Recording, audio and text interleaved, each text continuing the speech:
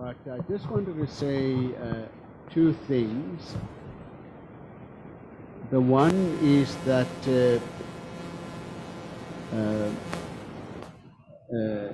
well, maybe only one thing, and that is that South African public life and South African current affairs and South African politics is a very hot place.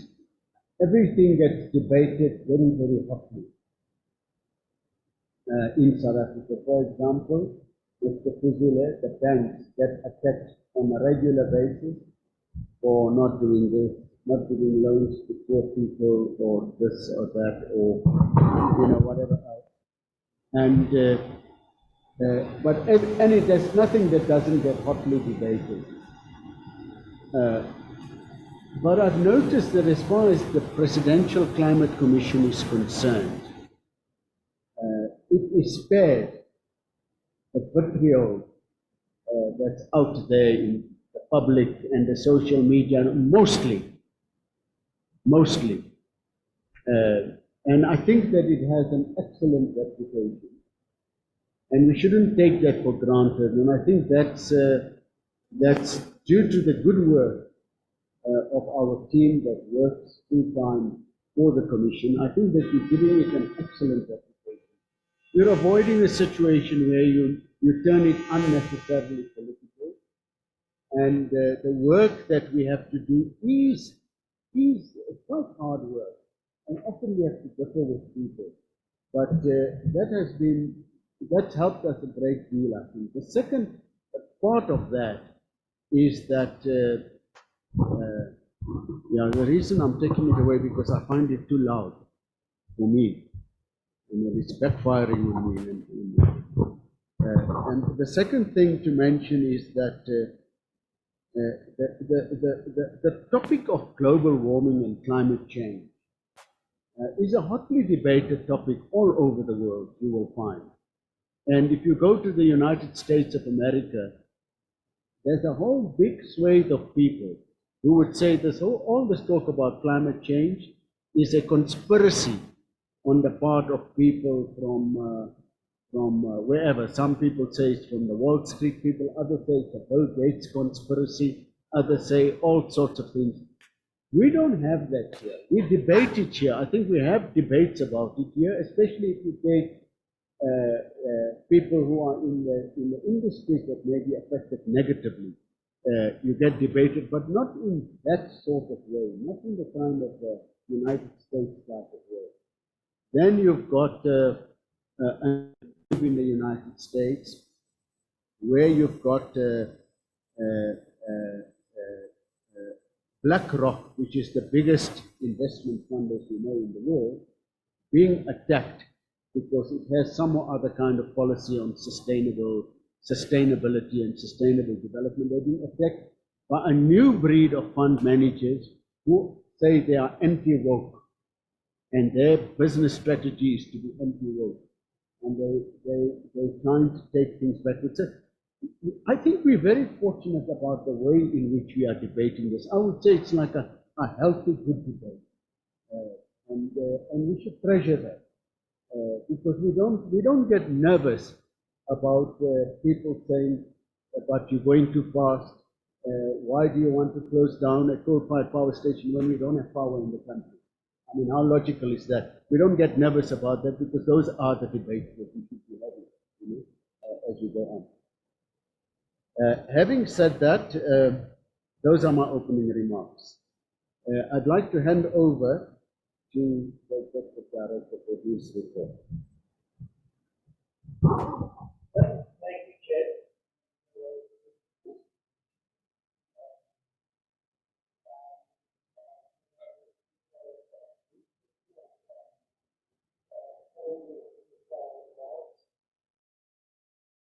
And maybe to start, if I can find a way of moving the slides.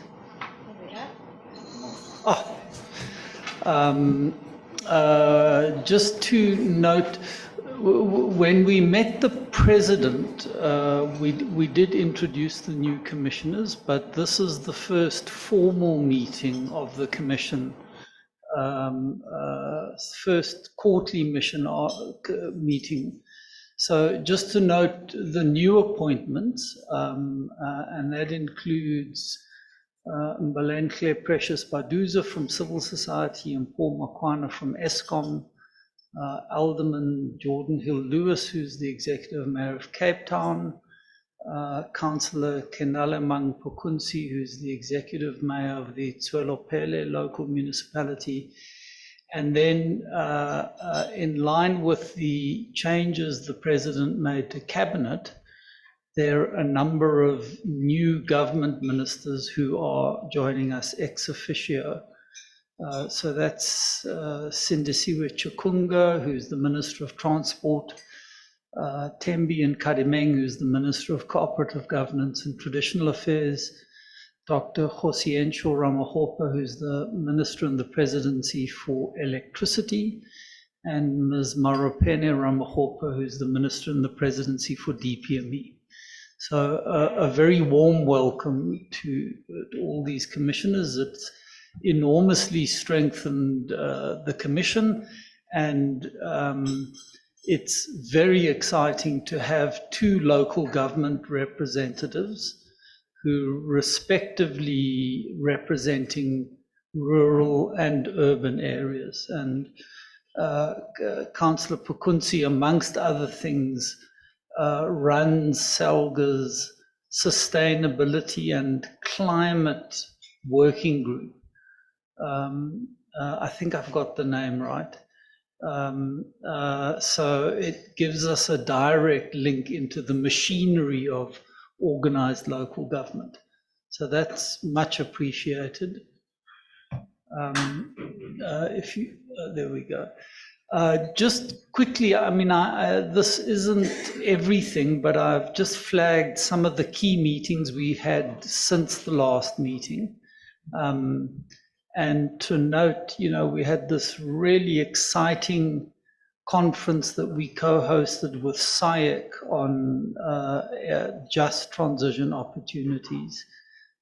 We've worked through NEDLAC on various things. We had a workshop with their energy security workstream, and we went and briefed their trade and industry chamber. And then there've been a number of other events. Michael Mabasa, who's from NAMSA, they convened a Thought Leaders Seminar, which I'm hoping he'll tell us a little bit about later. Some of our people attended that. We were at the investment conference. There was a Just Energy Transition panel. And there was this major workshop in Mpumalanga looking at just transition, and the province's team and the DG played an integral role in that workshop. The DG's with us here somewhere.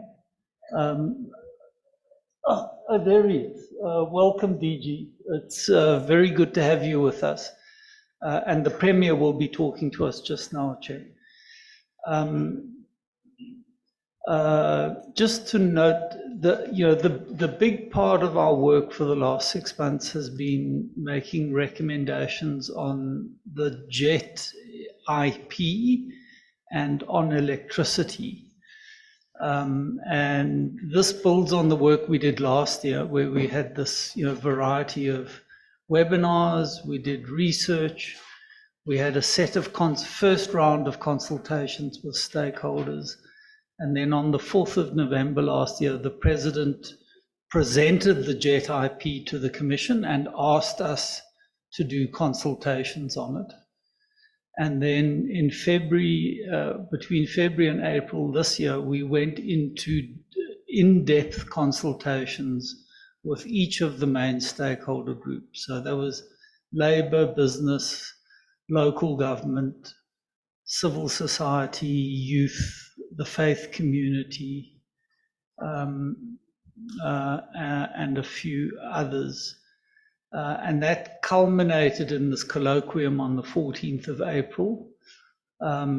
And we had a consultation with the president in April of this year.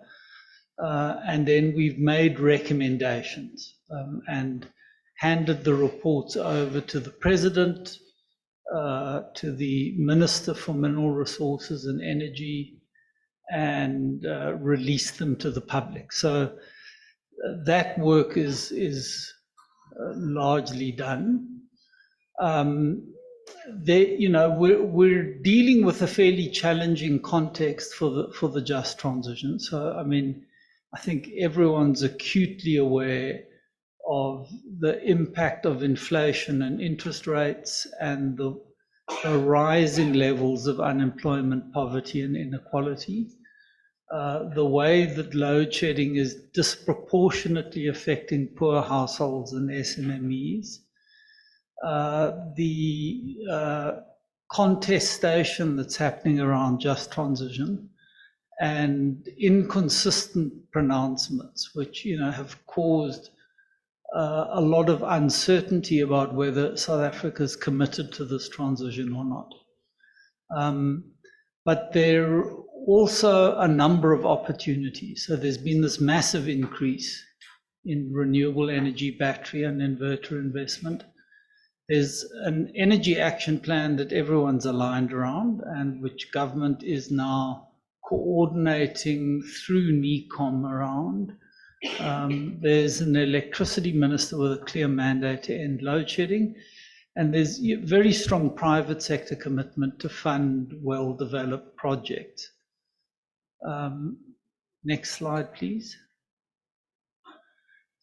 So we're moving ahead with the just transition, and the focus is on deepening planning and enabling partnerships for implementation.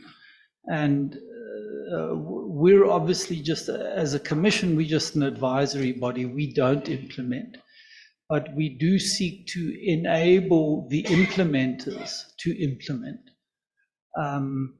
So amongst other things, what we're working on at the moment is, first of all, developing a just transition implementation plan. This is what Cabinet requested us to do when we presented the just transition to them last year. And we've hired the Mapungubwe Institute for Strategic Reflection, who are doing the work around that. Secondly, we're collaborating closely with the JET IP team through the PMU and the Just SA Consortium, and this is a GIZ-funded group including TIPS, Green Cape, WWF, and the Green Cluster Agency in Mpumalanga. We're collaborating closely with them around a range of projects. There are a few areas where we're drilling into more detailed research. So the one is looking at labor market and social policy. And there's a consortium led by WITS and the Center for Inequality Studies that's doing that. We're doing quite detailed work on an employment strategy, and we're looking in particular at sectors in Mpumalanga and the Eastern Cape where we can maximize employment over the medium term. That work's being done by Genesis Analytics. We're doing detailed research into social ownership models. This is one of the big issues stakeholders raised in the energy consultations, and the Nelson Mandela University is leading that work. We're doing quite a lot of work with Mpumalanga as a province, and the Premier, I'm sure, will refer to some of this when she addresses us. And just to say the priorities here, I mean, I'm not covering everything, but we've been collaborating with the DG's office to build a just transition coordination unit there and allow them to, drive and coordinate just transition stuff actively in the province. And we're looking at 2 pilots to mobilize partnerships for implementation. This is the model you'll recall that Andrew Bahrain came and presented to us, and we're testing it now in 1 or 2 areas. On the finance side, we're doing more detailed policy work on the mechanisms for channeling financing into just transition stuff. That's been done by Intellidex, and we're tracking climate finance flows using a methodology developed by CPI and implemented by Green Cape. And then lastly, on monitoring and evaluation, we're doing the design work on a just transition M&E system. And that's being done by Sustainable Energy Africa and PDG. I've just put 1 or 2 slides about the employment work in Mpumalanga. I mean, this is a current profile of employment in the province, with coal mining being the lead sector, closely followed by agriculture and forestry. Next slide, please. And that is a very interesting slide. Yeah, back 1 slide. Let's go back to. It's quite fascinating. It's very interesting. I mean, it shows you the extent, the importance of coal mining, but also the extent of alternative job creation areas, and particularly agriculture and forestry, but also catering and accommodation services and food coming up closely behind that. Does that coal mining include the power stations and the whole value chain? Yeah, that's the value. It's a coal industry as a whole. Yeah. No.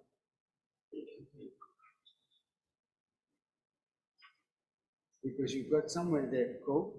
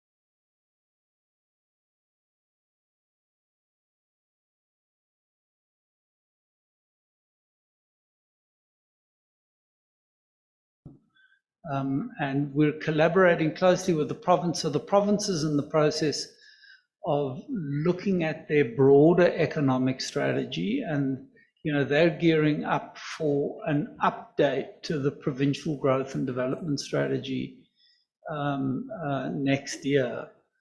So all of this will feed into ultimately, the province's development strategy.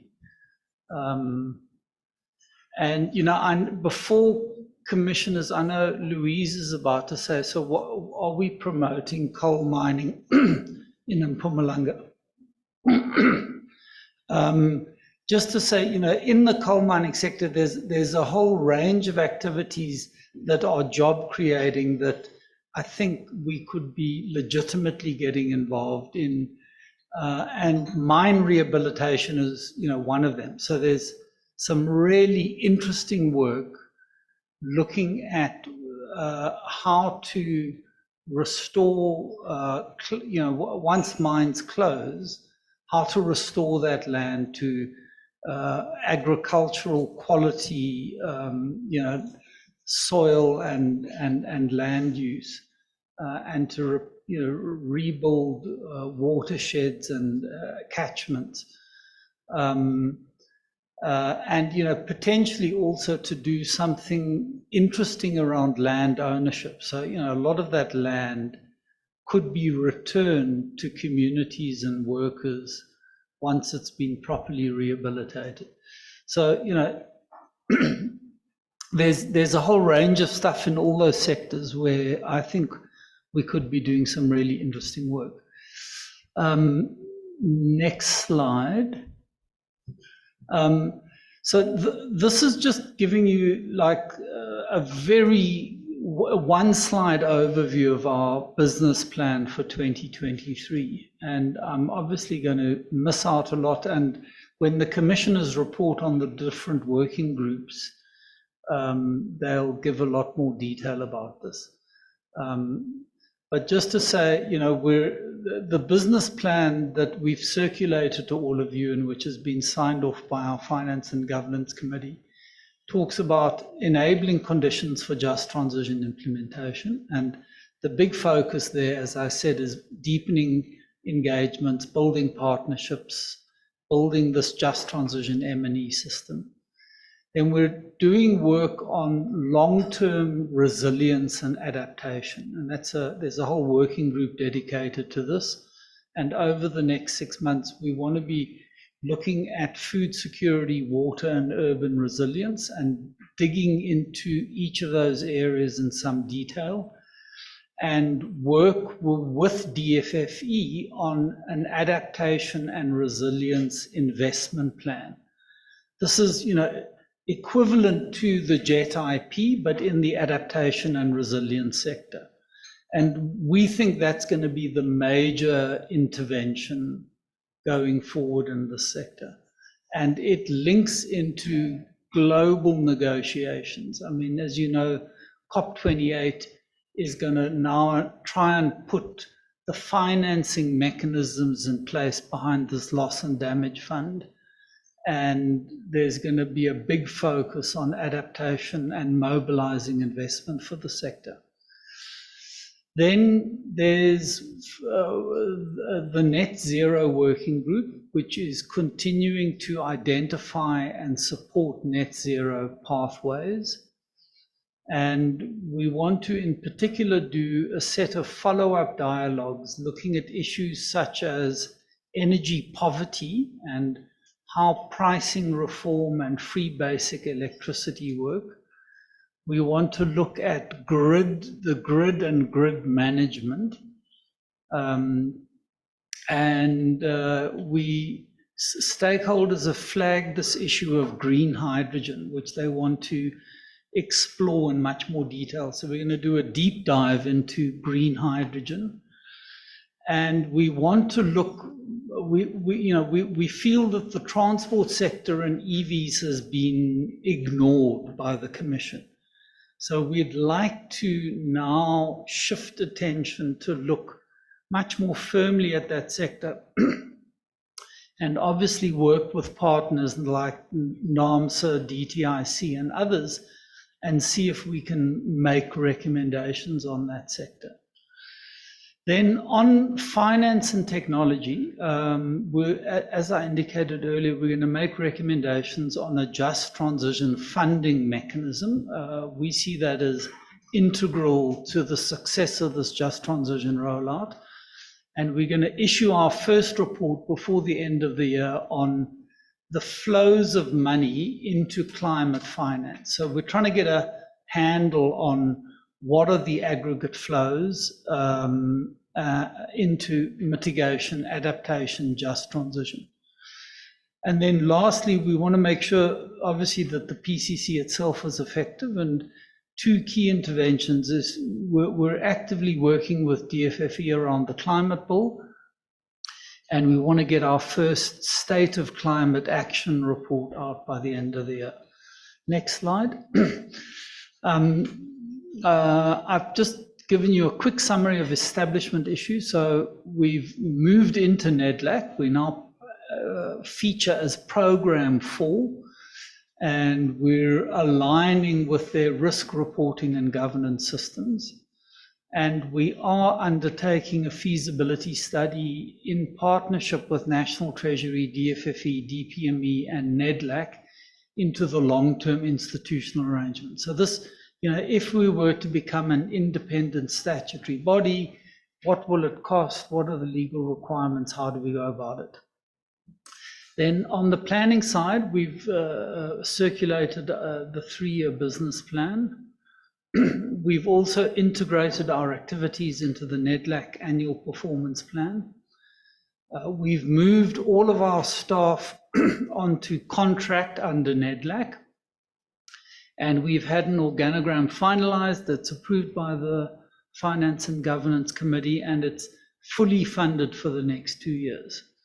And linked to that, we've created this integrated budget which combines our flows through NEDLAC and our flows through the African Climate Foundation.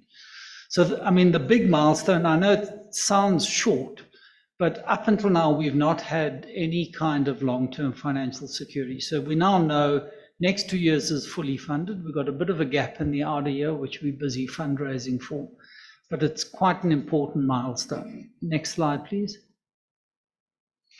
I've just quickly, our appearance in the NEDLAC APP is very short.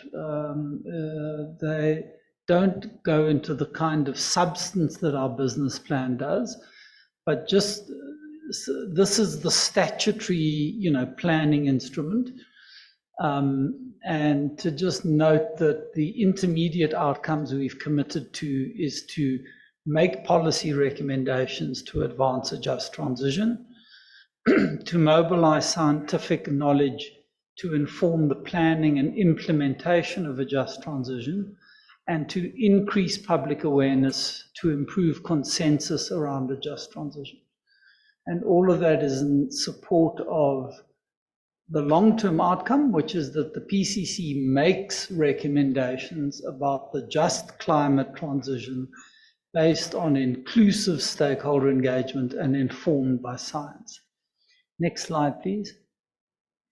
Here's the organogram. I'm not going to go into detail. It's a fairly flat structure. Next slide, please. Since we last met, we've made 5 new appointments.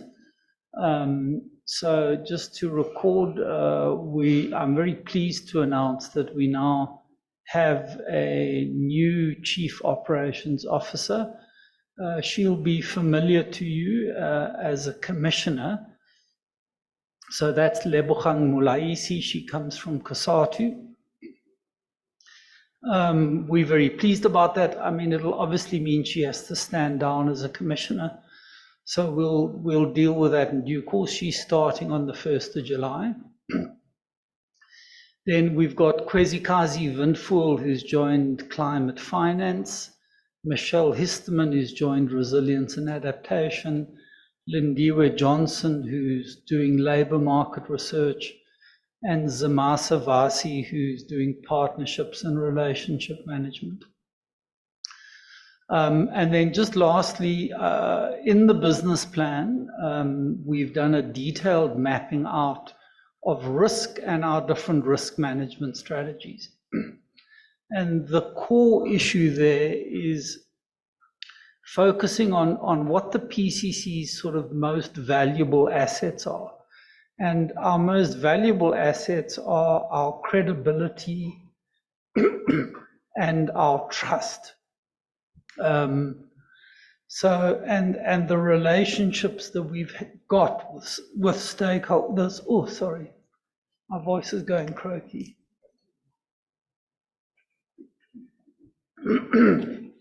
The relationships we've got with stakeholders and with the science community. So we've mapped out a set of risk management strategies that we believe effectively mitigate those risks. Gideon, when he reports later, I think we'll talk a little bit more about this.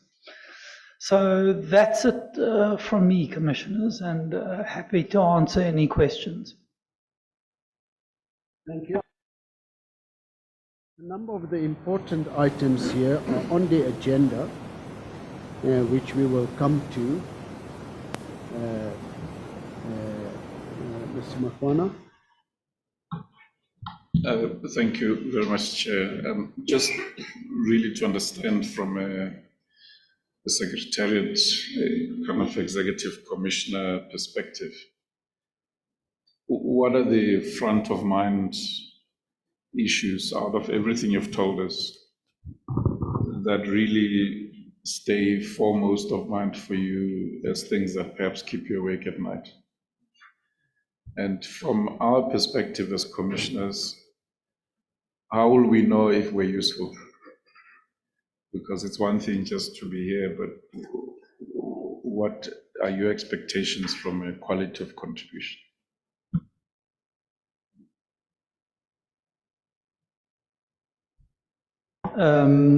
Thank you, Chair. I mean, I think that is a very profound question. I mean, obviously, being in charge of the administration, I worry constantly about, have we got the resources? Have we got the right people in place? Are we using those resources effectively? And are we not just protecting, but building the PCC's core asset, which is its brand, its track record, its credibility with stakeholders. I don't think we are using commission. I mean, look, I think we've got an incredibly capable and diverse team of commissioners. I don't think we are fully utilizing the collective capacity that we have. And I know commissioners themselves have raised this in the past. And to me, that's an ongoing question. I mean, some commissioners are incredibly active, and I really appreciate that. I think for others, we haven't yet got the right formula. I mean, most of you are really busy people, and I don't think we've completely got the right formula yet for tapping into commissioners' skills and reach and influence, and helping drive the broader climate debate in this country. And I think that's maybe what we need a more in-depth planning session with commissioners around. Thank you. Minister Gwede Mantashe. Thank you, Honorable Chairperson. I won't call you deputy. You're chairing the meeting. Thank you for that. Yes. The first thing I think, on the numbers of employment, maybe researchers should go back and check. I don't think workers from power station are included. Two, I think they will exclude workers not in Mpumalanga. For example, your Fereneching, which is also having a coal and a power station, a coal mine and a power station. It will exclude Lephalale, which is having huge coal fields and huge power stations.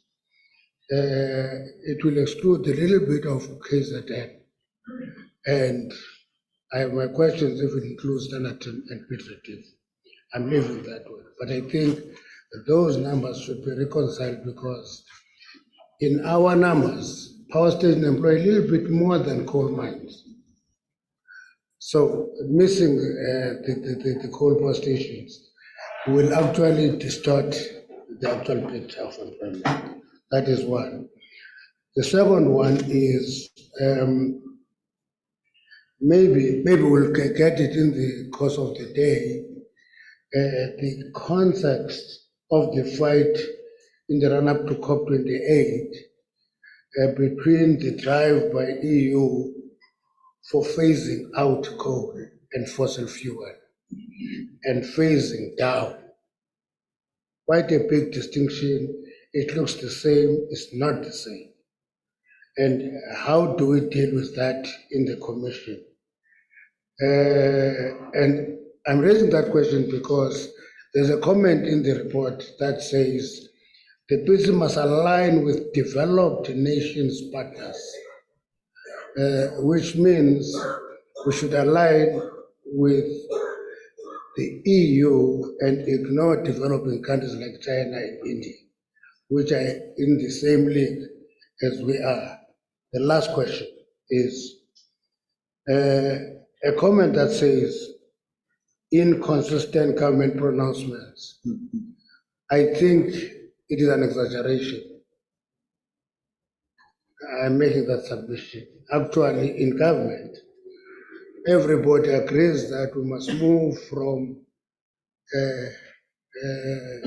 high carbon emissions to low carbon emissions. We agree on that.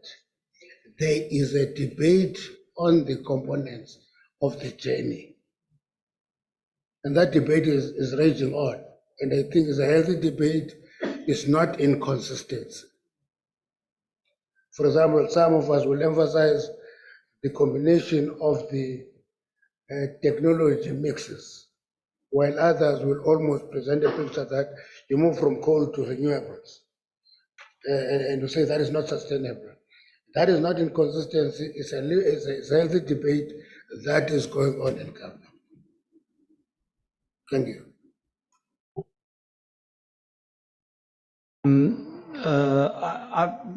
Chair, I think, just to say we'll definitely look at the numbers again, Minister.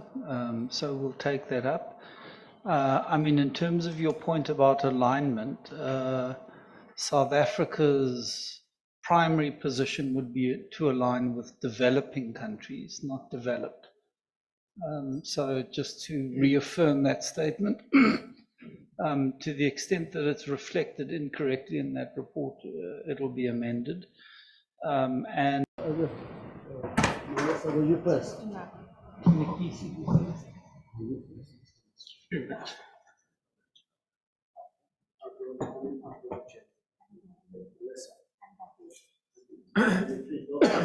then we're done, okay?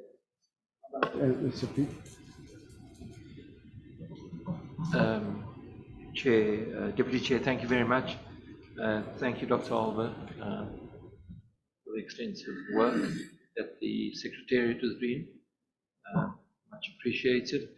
I just want to speak about two issues. One is the Minister of Health, and two is the issue of rising unemployment, poverty and inequality.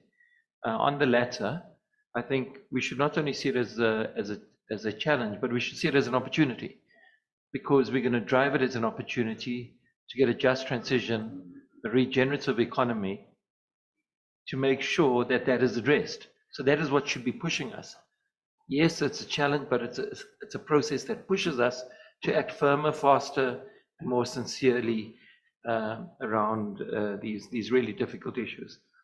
I would like to propose something, Deputy Chair, and propose that the Minister of Health, Dr. Pashley, be appointed by the President to the Climate Commission, as other ministers have, and that the Minister addresses the Climate Commission on, but not limited to, the ability of the healthcare services to work in an era of less coal power and more RE, and how does the Department of Health move rapidly on this so that they have more control over their own energy system rather than just depend on Eskom.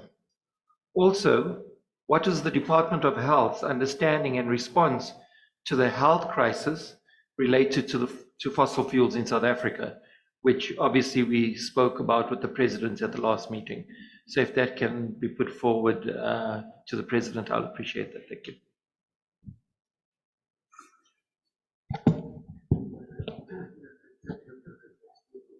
We will suggest that. Well, I think at some point in time it would be valuable to have the Minister of Health just talk to the Commission. I think that's important because obviously the health sector will have views on the whole energy thing, but also the other matters that you raised. So we will try to put that in the pipeline. Can we do that at one of our forthcoming meetings? We will invite the Minister of Health. Commissioner Halamusa. Thank you, Chairperson, colleagues, and honorable ministers. I see you are defending the term or the word inconsistent on behalf of the executive. We didn't accuse the executive. But anyway, let me, on a serious note, would it not be possible for the Honorable Minister's Department, Mr. Mantashe, to bring in your research team to brief the Commission, one on the position of energy mix? I'm sure you have read in the newspapers recently that the Commission is a little bit concerned about including nuclear as part of the energy mix. What is the position of the executive, the cabinet position, so that we don't, when we advise, we can advise and say yes, notwithstanding the position of the Commission that we must do away with this, but we cannot stop the government if they want to do a research on this issue, especially that most of the developed world is using this product. Thank you. Okay, I hoped I will not be put on the block like a minister. I'm a commissioner here. But on the energy mix, that debate is going to go right on for a long time. Nuclear and gas, we see them as part of the transition. And the EU, which is our developed nations partners, have classified nuclear and gas as part of the green transition. So we'll have to consider that, because one of the most dependable source of energy, nuclear, is evidence in France. All the other countries will have this blackout, rolling blackout, load setting and all that. France doesn't have that because it generates 75% of its energy from nuclear. And lastly, I must emphasize the fact that actually Africa is going to see the growth of nuclear as a continent. Egypt already is having 4 reactors, almost complete. When we went to Uganda, it was a nuclear forum in Uganda. A number of countries are paying attention, Ghana and many others. So it will be foolhardy of us as a country to think that we can't touch nuclear. Because nuclear is beginning to come in modular reactors, which is affordable and actually cost effective. And South Africa has experience of Quebec. It's giving us the most reliable energy at the lowest cost. It's the only source of energy that gives us energy at 40 cents a unit. That's nuclear for you. Maybe at commissioning, a little bit stiff, but when it is operational, dependable, efficient, reliable, maybe decommissioning, because a problem of nuclear waste is not yet resolved in the world.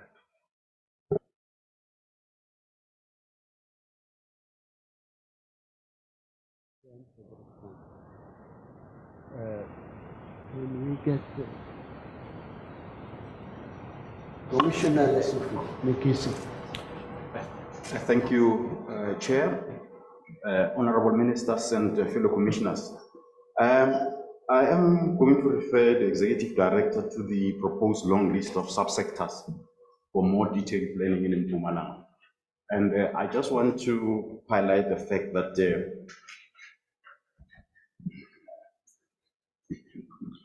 it's almost in my ears. Yes, thanks. I just want to highlight the fact that the detailed planning should be much more intensive, in the sense that we don't want to be victims of averages. So for the coal mining in particular, I think we have to have a very good metrics in terms of economic succession, having to understand, which mines need to close earlier, which are at what pace, which are going to close late, and we have economic succession for each of the phases of the closure of those mines, so that we've got a complete picture in terms of one objective but differentiated approach for different realities. Thank you. Commissioner Fourie. Deputy Chair, fellow Commissioners.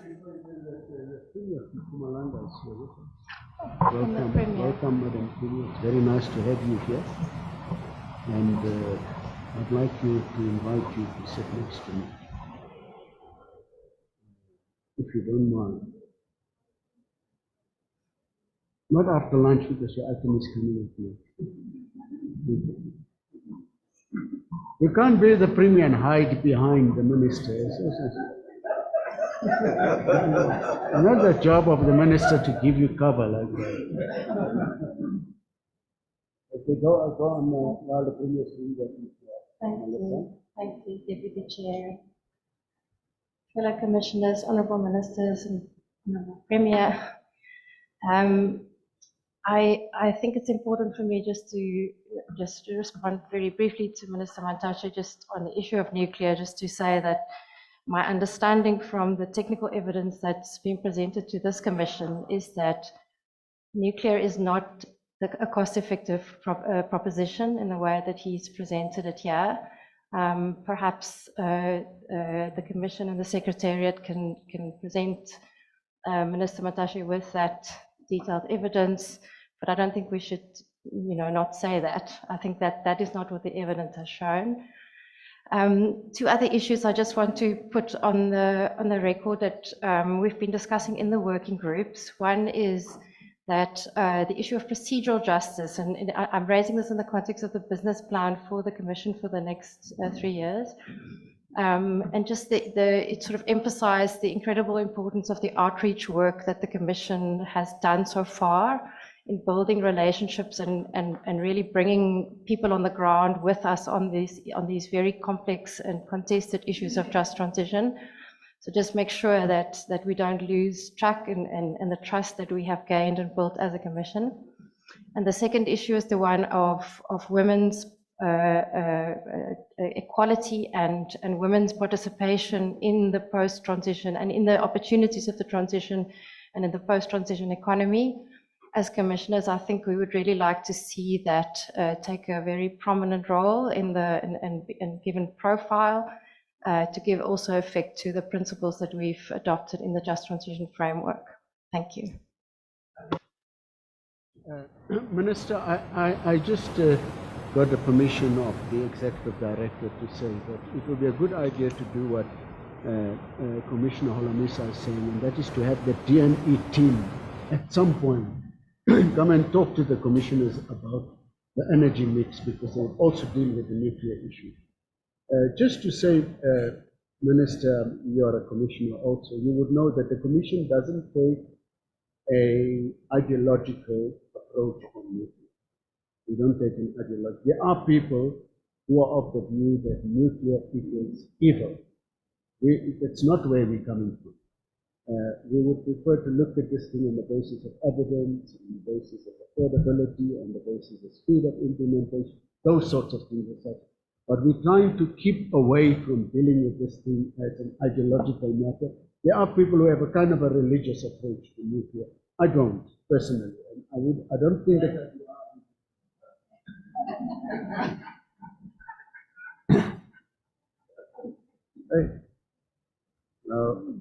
I knew I shouldn't comment on matters I have no expertise on, you know. So, but thank you very much. We now have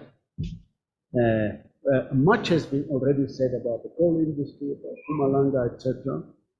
The Premier of Mpumalanga, Premier Refilwe Mtshweni-Tsipane, is here with us. She is at excuse the pun, at the coalface of this matter as such. And she is the one that has to explain to people why does it appear as though we are shutting down functioning collieries, functioning coal power stations and those sorts of things. And I think that we need to be there with her in this journey. But I'm going to ask the Executive Director to say a few words about this item before I hand over to the Premier, but the Minister has got his hand up. No, I think it would be interesting to get that research. Okay. Because our evidence that could give us energy at 40 cents a unit, that is not expensive at all. It's the lowest cost actually. The bid window 5 tried to give us electricity at 47 cents. A majority of those bidders couldn't reach financial close because they exaggerated the lowness of the cost. So if we can get that research, we'll bring the team here. We're working on the IRP already. We're working on the IRP already to try and revise it. That team will easily be assembled and be brought here. Unfortunately, I don't want to eat into the Premier's time now. If there are further issues, maybe we can raise it under the Premier's discussion. But the Premier, you know, with Premier, she may just say, I have to leave just now. And then we wouldn't, because she's not a commissioner, I have no authority over her. She's just a guest here, you know, where the ministers are commissioners, they can't do as they wish here. But with the Premier, you know, that would be career limiting for me. Yeah, just hang on. over to you, Premier. Over to you, Premier. No, thank you very much for the opportunity. Greetings to the Minister of Mineral Resources and Energy, the leadership of the Presidential Climate Commission, commissioners from different stakeholders, the PCC Chief Executive Director, Dr. Olver, and his team comprising of formidable secretariat, and of course, ladies and gentlemen. I must start off by thanking you for this opportunity for me to come and address this meeting of the Presidential Climate Commission. Now, on behalf of the Mpumalanga Provincial Government, I wish to express our gratitude for the opportunity for the mutually beneficial partnership with the PCC and for the consideration of our views on such an important assignment that you have been given by the President of our country, President Matamela Ramaphosa. Now, upon assumption of our responsibilities, we would never have imagined a considerable work before us on the just transition. We have benefited from the warm embrace and partnership with the PCC. We remain hopeful that through your hard work, these provincial efforts on climate change and the just transition will gain greater momentum for the sake of our children and the future generations. In my remarks today, I wish to draw your attention to the many steps we have undertaken as a province in addressing climate change, adaptation, and the implementation of programs on just transition. At the same time, I will also highlight challenges we face and how through partnership we will do more and will certainly do our country proud as a pilot for many others who are set on this trajectory towards an inclusive, just but low carbon economy. Just to give the context of the overview of Mpumalanga and its challenges. Mpumalanga is a home of more than 4.68 million residents which constitute about 7.8% of the national population, and is the 5th biggest regional economy in South Africa. We have a diverse and resource-rich economy that makes it one of the most attractive trade and investment destinations in Southeast Africa. However, our province faces many challenges, particularly the trifecta of unemployment, poverty, and inequality. Just in Q1 of 2023, our official unemployment rate was at 38.5%, which then gives us about 49.7% of an unofficial unemployment rate, or including those not looking for work. As we accelerate, we celebrate this Youth Month, we must also reflect on the lack of opportunities for many young people in the province. We have a youthful province in Mpumalanga, where about 62.9% of us are below the age of 35 years. It is then hardly a surprise and remains a major challenge that youth unemployment is double that of the adults in the labor force. In 2021, about 50.3%, or approximately 2.3 million of Mpumalanga population lived below the low-bound poverty line of 890 rand per capita per month. The poorest 40% of households in Mpumalanga earned about 7.4% of income in 2021, which was higher, or rather better, than the national figure of 6.6% for 2021, but lower than the 8.6% share the province achieved in 1996. We are quite concerned when these developmental challenges have been compounded by the COVID-19 pandemic and recent negative national and global economic outlook. Now, I will share with you the journey that we have traversed thus far insofar as just transition is concerned. Climate change and the just transition have become elevated in the provincial developmental discourse and strategies. This is hardly surprising because as a hub of coal-fired electricity generation in South Africa, we are faced with socio-economic and environmental challenges arising from resource-intensive economic activities. As we are all aware, Mpumalanga is home to over 80% of the country's coal production by volume and hosts 12 out of 15 large Eskom coal-powered power stations. As various research reports have noted, this has resulted in huge dependency on the exploitation of coal in the Mpumalanga regional economy and the municipalities of Emalahleni, Stiftshuete, Govonberg, and Sugalegwa. Recent estimates suggest that coal provides about 74% of South Africa's primary energy needs. In the past two State of the Province address, I have announced our proposal for the institutional architecture of our response to the imperatives of the just transition as a province. If I may cite, we are moving speedily on the establishment of the Just Transition and Climate Change Provincial Stakeholder Forum and a related technical working group under the leadership of the Director General within the Office of the Premier. This effort has been further supported by our appointment of a resource through the Secretariat to support the province as the head Just Transition for the province, adding more momentum to our efforts and strengthening our partnership and alignment.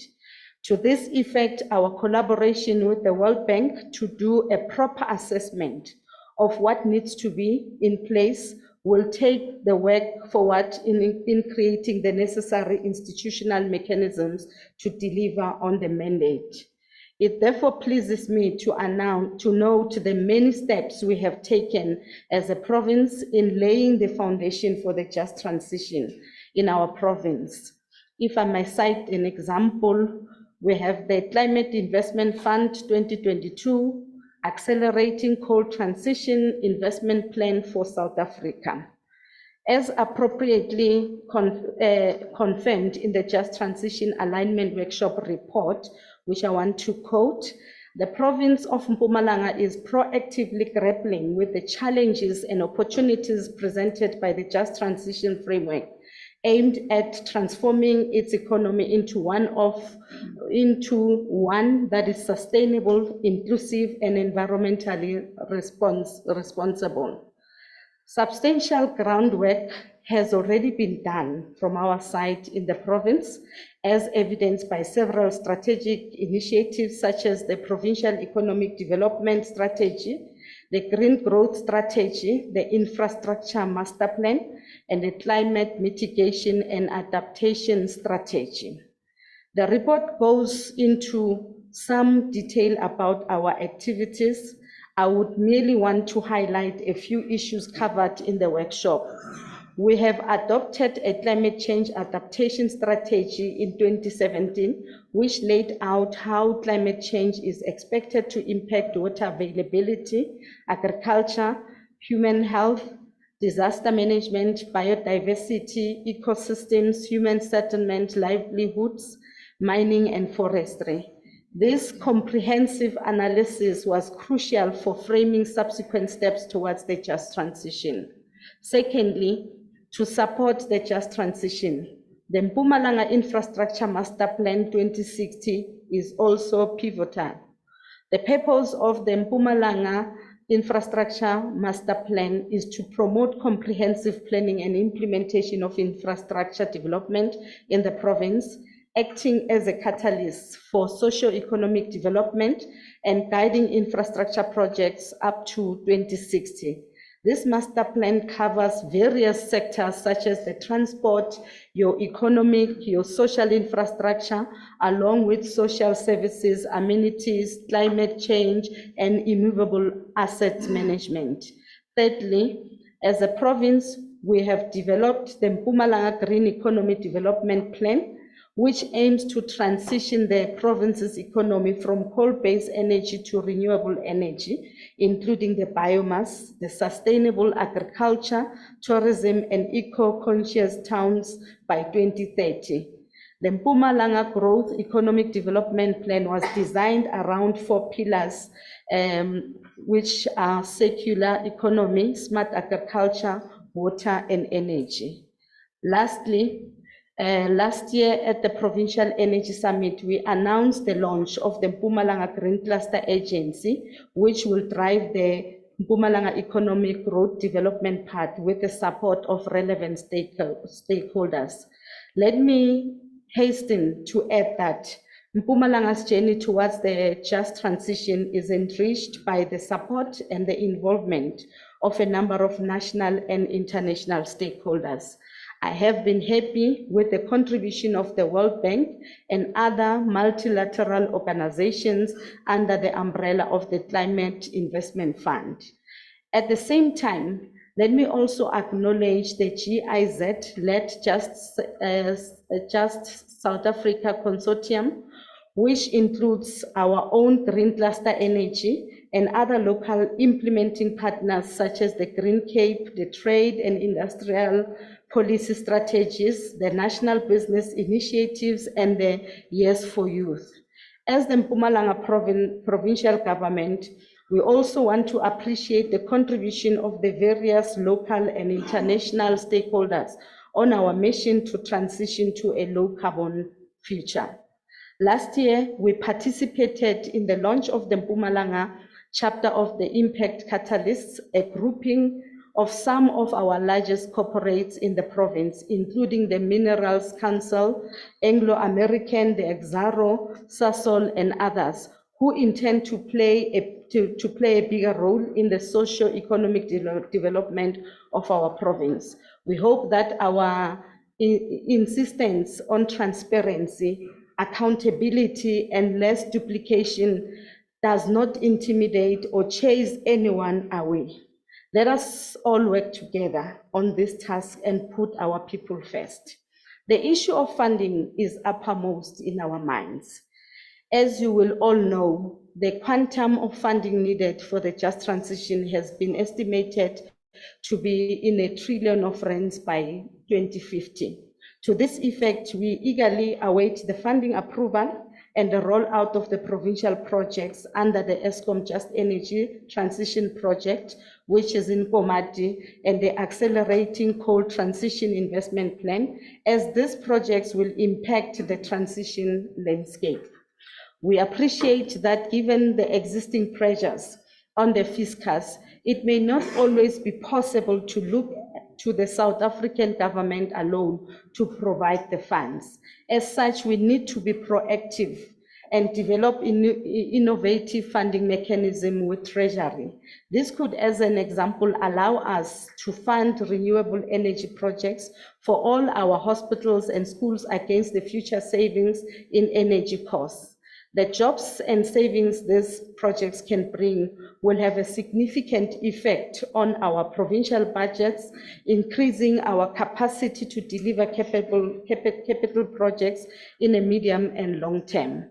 Therefore, we shall continue to work very closely with both local and international partners to make the necessary funding commitments and fulfill them timeously to ensure that the just transition is a reality in our country and particularly in Mpumalanga. Now, to reflect on the recent Mpumalanga Just Transition Alignment Workshop that we've just had, this then led me to reflect on the recent Just Transition Alignment Workshop, which was held in Secunda in May the 12th of this year. I want to begin off by thanking the organizers of the workshop, who included representatives of the Mpumalanga Provincial Government, the Presidential Climate Commission, and the World Bank. Now, the overall objective of the workshop was to take stock of ongoing and planned just transition related initiatives in the province, and also to inform the preparation of an integrated collaborative just transition plan for the province, including the preparation of the regional economic diversification and industrialization strategy for the province, and lastly, to create a coordination and collaboration mechanism to facilitate synergy and streamline the efforts of various stakeholders. I have received the draft final report on the workshop, and I'm happy at the robust discussions and substantial recommendations prepared for the province and her partners in this important work. Amongst others, the recommendations are to be welcomed for the comprehensive discussions on governance and institutions. We welcome the recommendation around the inclusive approach to just transition in the province. The involvement of all spheres of government is paramount, together with all sectors of civil society, including our business partners, labor, and community group. No one must be left behind in this instance. Now, an integral economic diversification and industrialization strategy. It is well accepted that there will be economic losses for coal industry dependent communities. We need to prepare strategies to grow other sectors of local and region economies in order to create many new jobs for our people.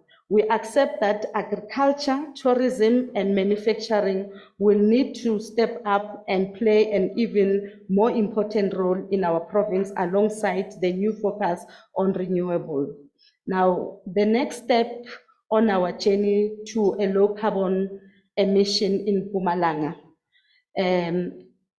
We are saying that we don't want to leave anyone behind, because this is important to me, and I wish to request the support of the PCC and other partners in improving communication and awareness of climate change and the imperative of just transition in our province.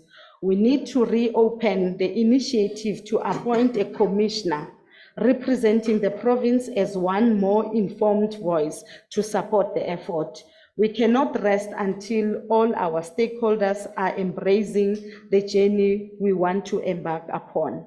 The constant refrain as I travel across the entire province, especially in the coal belt, is that the transition cannot be just if they are left behind.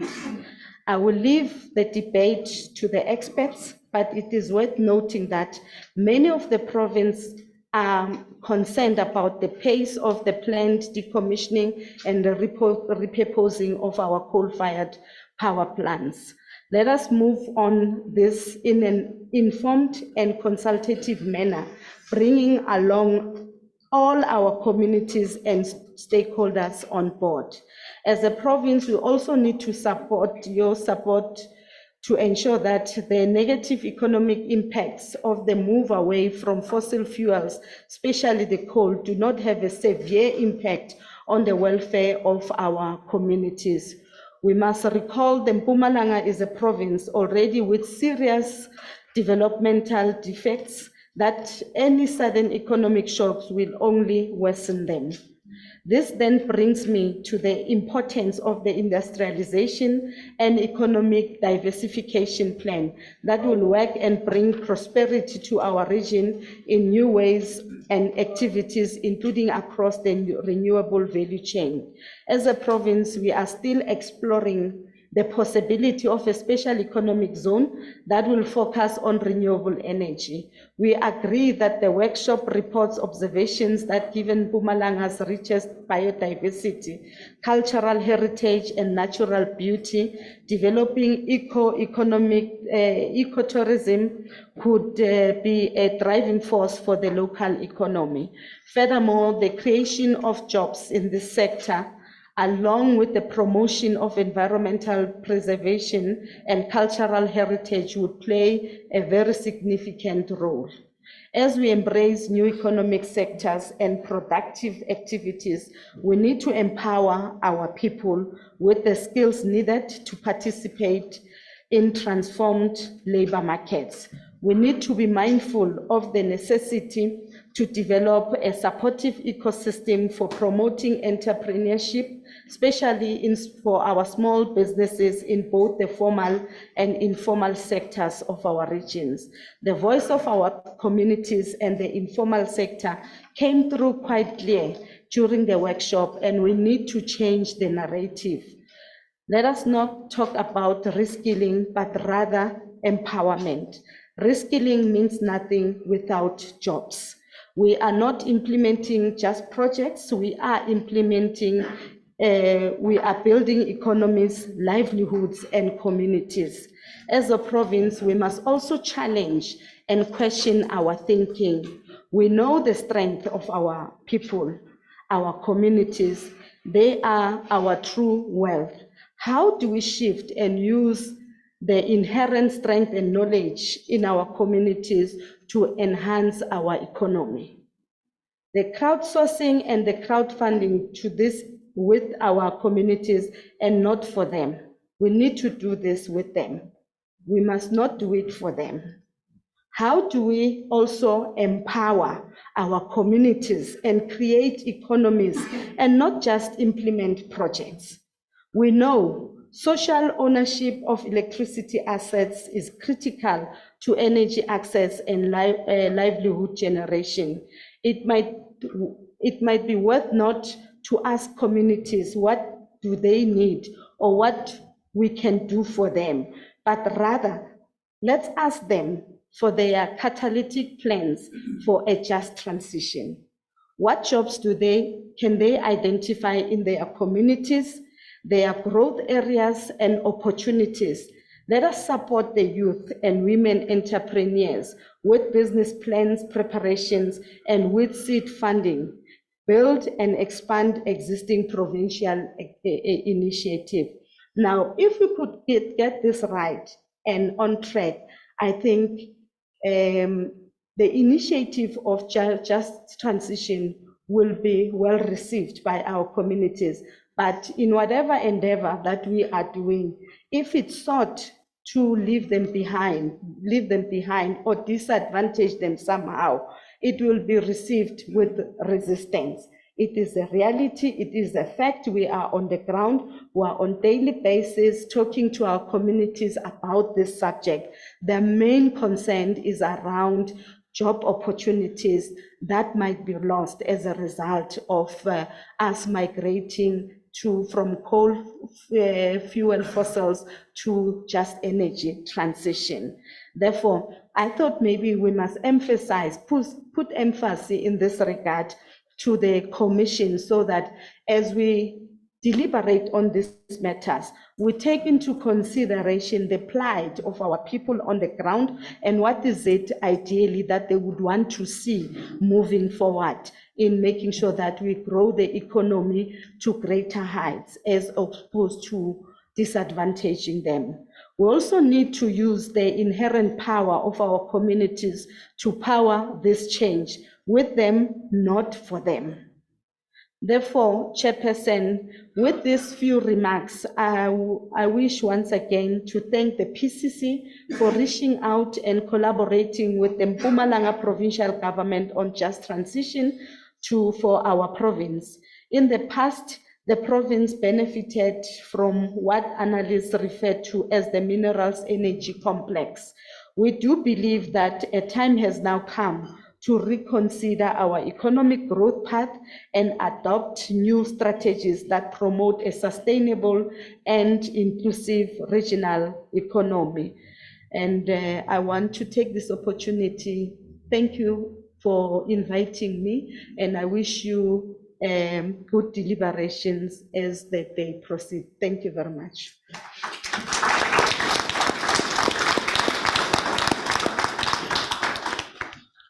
Thank you, Premier, for having taken the trouble, firstly, to be here with us, but also to give us a comprehensive report which deals with the issue thoroughly and all of the important considerations. I really do appreciate that. I think this is a very informative talk that you have given, and I hope, Crispian, that we can put it onto our website for people to look at, including some of the informal comments which I saw were not in the notes.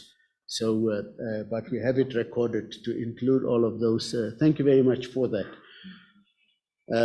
I really appreciate this, because a lot of what we're doing is about the communities and the workers and the people in Mpumalanga. And you have made an excellent recommendation that we should maybe have a dedicated commissioner from Mpumalanga. I don't know about it sounds like a good idea to me, but I don't know what the others would say. But the important thing is that we need to have the presence of Mpumalanga here when we are talking, because those are the people that are mostly concerned. And in the end, we can say whatever we want to, but if the people there don't see sense in what we are doing, it's not going to work. It will be rejected, and that's that. So thank you for that. Should we open up for a few comments or a few questions? Not too many,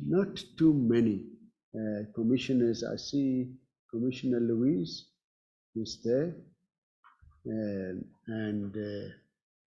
only one comment we are going to take on the. Oh, Princess, sorry, two. And Nakoma. Okay, three. We'll have those three. Thank you, Louise. Starting with you. Okay.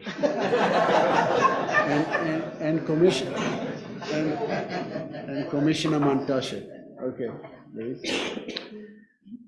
So I want to say thank you to the Premier, and I'm incredibly inspired by your words. The fact that the province that is, at the heart of taking the brunt of this transition is really stepping forward and showing such leadership in the space, in getting ahead of the game and, ensuring that the transition is just in your province. Ma'am, I really salute you and your team in your office, for this orientation and the way you are being very visionary about this. Thank you. And then I want to say actually something that Mr. Lesufi, Commissioner Lesufi said earlier, which actually then took me a while to like really sink in, which I think is incredibly important what you said, sir. And that is that we, you know, the private sector will always say, we need certainty, we need policy certainty, we need other kinds of certainty. And I think actually for all stakeholders in this process of the transition, certainty will be most helpful.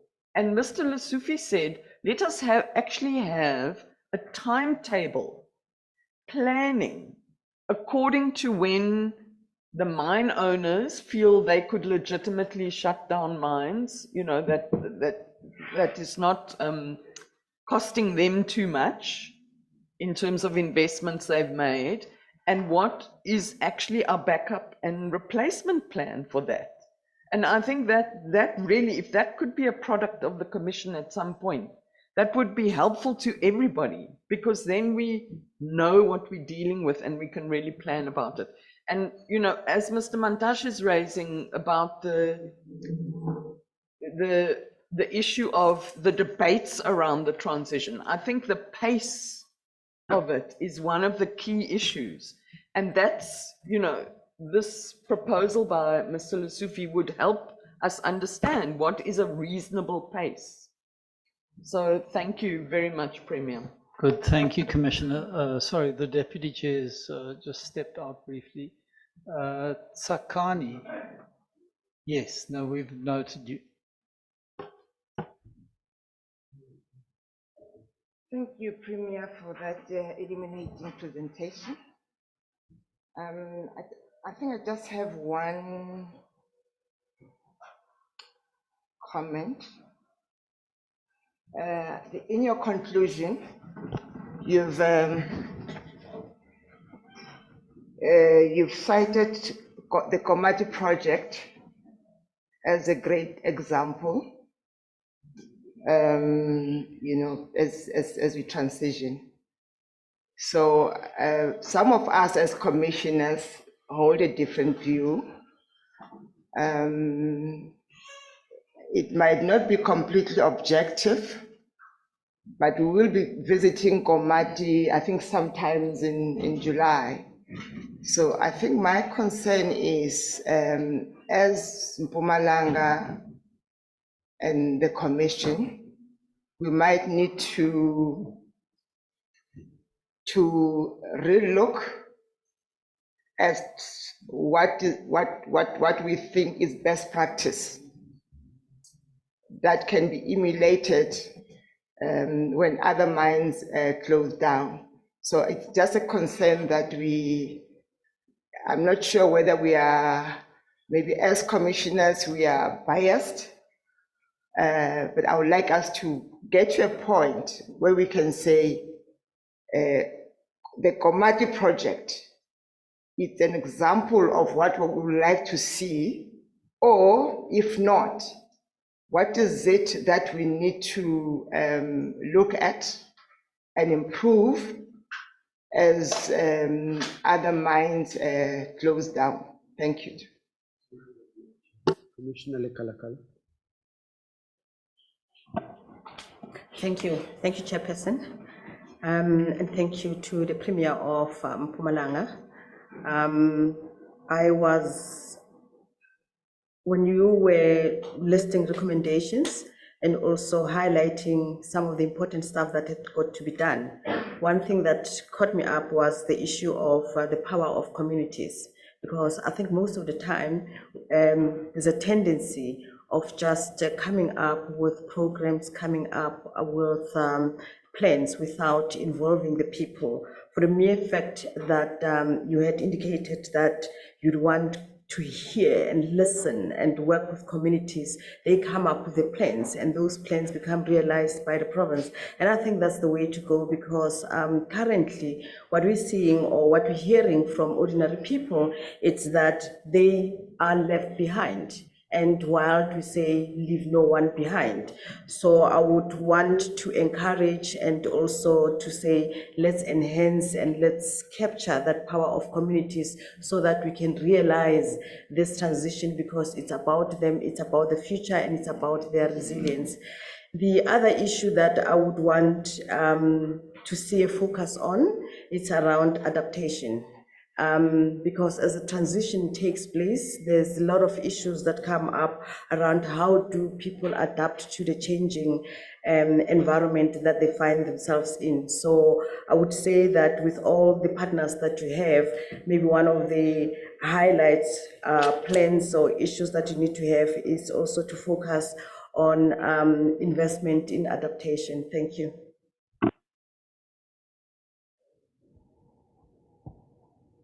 Minister, Commissioner Mantashe. That sounds better. I think, let me say I'm excited to hear the Premier. Let me declare my interest. My constituency office is in Witbank. For my sins, for all my sins as a coal miner, and I work there this coming weekend. We have different experiences in engaging with communities there. I can say that. Actually, that coal belt covers 12 towns. Doesn't cover only 4, as you mentioned, 12. Okay. I can give you the names. It's Belfast, it's Carolina, it's Ermelo, it's Henrina, it's Middleburg, it's Witbank, it's Oortjes, Kreel, Leandra, and Delmas. Then in the periphery, there is Standerton and Piet Retief. That gives you 12 coal mining towns. And when we talk of accelerated closure of coal mines, we're not talking of a coal mine or dead. We're talking of coal mines in 12 towns in Mpumalanga. Now, having said that, and it is an area of interest for me, I'm a coal miner by background, is that in 2021, when we got the offer of just transition offer from developing economies, that amount, at that point, it is more than that now, was 131 billion rand. And in 2021, the same year, coal mining turnover was 130 billion rand. So the difference was 1 billion rand. Okay. Two, in 2022, that turnover increased to 252.3 billion rand. That's the turnover of coal mining. So when we talk of whatever we're going to do with that sector, we're talking of a very significant economic sector. Particularly in mining, we regard it as very significant. It's made a big contribution. Actually, those coal miners will not resist transition. For example, Seriti has opened a branch called Seriti Green. They're going to open wind farms and all that. But where I get worried, you see, is when you make concessions, you agree to cooperate in transition. The lobbyists of grain see you as running. They raise their voices on closed coal mines. Even if you offer to say open Seriti Grain, Exxaro is doing the same, Anglo is doing the same, Coalfields is generating 50 megawatts of their own energy from solar plants. So I'm raising that point that as we handle the mine owners, now I'm representing Mr. Lesotho here, we must also nurse them through a transition economically, because it means we're going to decimate a very important economic sector in the country. So that's the issue. The Komati project, from where we're seated, we do analysis. It's not a just energy transition. It's an energy transition. Just doesn't qualify in command. In terms of the number of jobs destroyed and the number created, in terms of the megawatts destroyed and the megawatts generated. So in all aspects, it's not a just energy transition. It's an energy transition. But justness does not apply there. So let me conclude by the issue of decommissioning of post. I hope Minister Ramkhopa Sputa would be here to talk about what he thinks about those post stations. He's talking about possible extension of some life of some of them because we're going through load shedding. Alderman Hill Lewis, he is chasing me out of the Western Cape because I'm extending the life of Quebec. Oh, okay, that's positive. So the reality of the matter is that there is a lot of demand for electricity now. And what we should not do as a mistake is to commit a mistake of thinking that we can have only renewables as the source of energy without base load. I always put that issue on the table because there is a temptation to think that base load is a swear word. The renewables is the issue. I read the comment of Professor from UCT, Ebert. I read his comment yesterday, and he knows we always cross our paths because I tell him that so I'm a coal fundamentalist, you are a renewable fundamentalist. So obviously, our paths are going to cross all the time. You pull together a renewable fundamentalist and a coal fundamentalist. Thank you very much. Thank you. Everybody's agreeing with you vigorously. You don't need to reply to any question, but up to you if you want to say something in this regard. If I may just say that your talk has been very inspiring indeed. And it takes a lot to do that. You know, I've been around the block. I'm like an old donkey that's out in the pasture there. You see the donkey standing, staring into the distance without much life in him. And nothing can excite a donkey like that. But if you could excite me and inspire me with your talk, you must know that it is quite something. Because I hear this kind of thing every day, all the time. You know, most of it not inspirational. Yes. Over to you, Premier. No, thank you very much once again for an opportunity and also the comments that have been made. I think, Commissioners, one other aspect that we must not lose sight on, it has to do with the socio-economic conditions in which our people find themselves in. It is a fact that the community along the coal belt in the main are more reliant on coal production, employment. It is a fact. And if I may cite one example, we had in the Malahleni Highfield Steel that used to employ close to 4,000 employees. It was closed down. Go and look at the situation there. We've still not recouped, we've not recovered. We've lost quite valuable skills in the form of engineers, the apprentice, the artisan, you know, they are hanging around locally without any job. Now, if we were to talk about Komati, yes, there's two sides to it. It is a fact. We've once again lost quite a substantive number. There were about 1,700 odds people employed there. Today we are talking of 174. But then over and above that, during our engagement and deliberation, We've always been saying that we need to work together in making sure that how then do we create other sectors of the economy that can keep our community economically viable. At the end of the day, they will be able to place food on the table.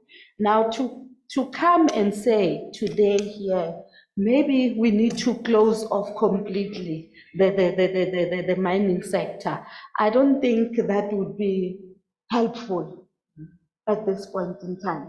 It will never be helpful.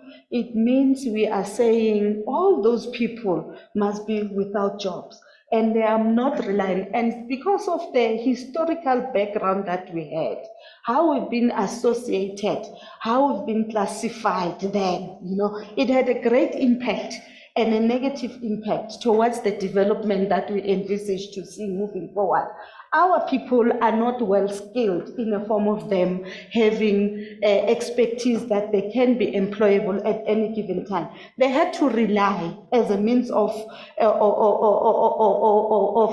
putting plates or bread in the table from these mining coal belts so that they can survive at the end of the day. And that has since been the trend that we are seeing there. So we need to take into consideration the effects of that.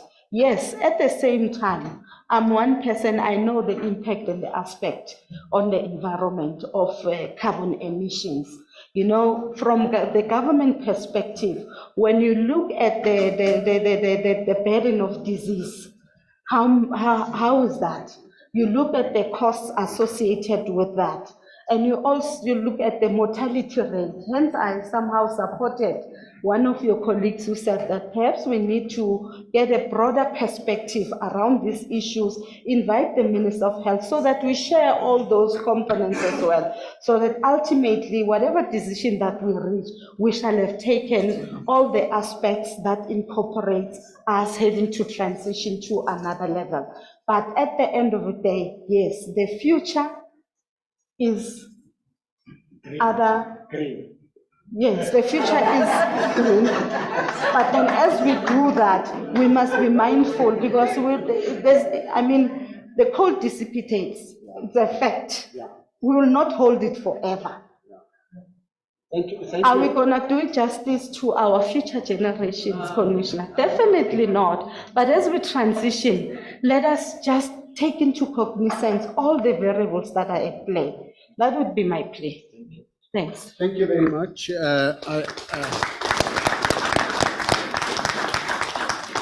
There we have it.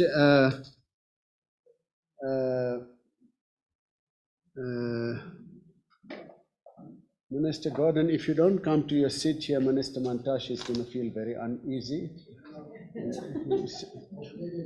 Oh, have you taken his nameplate there? Thanks. Okay.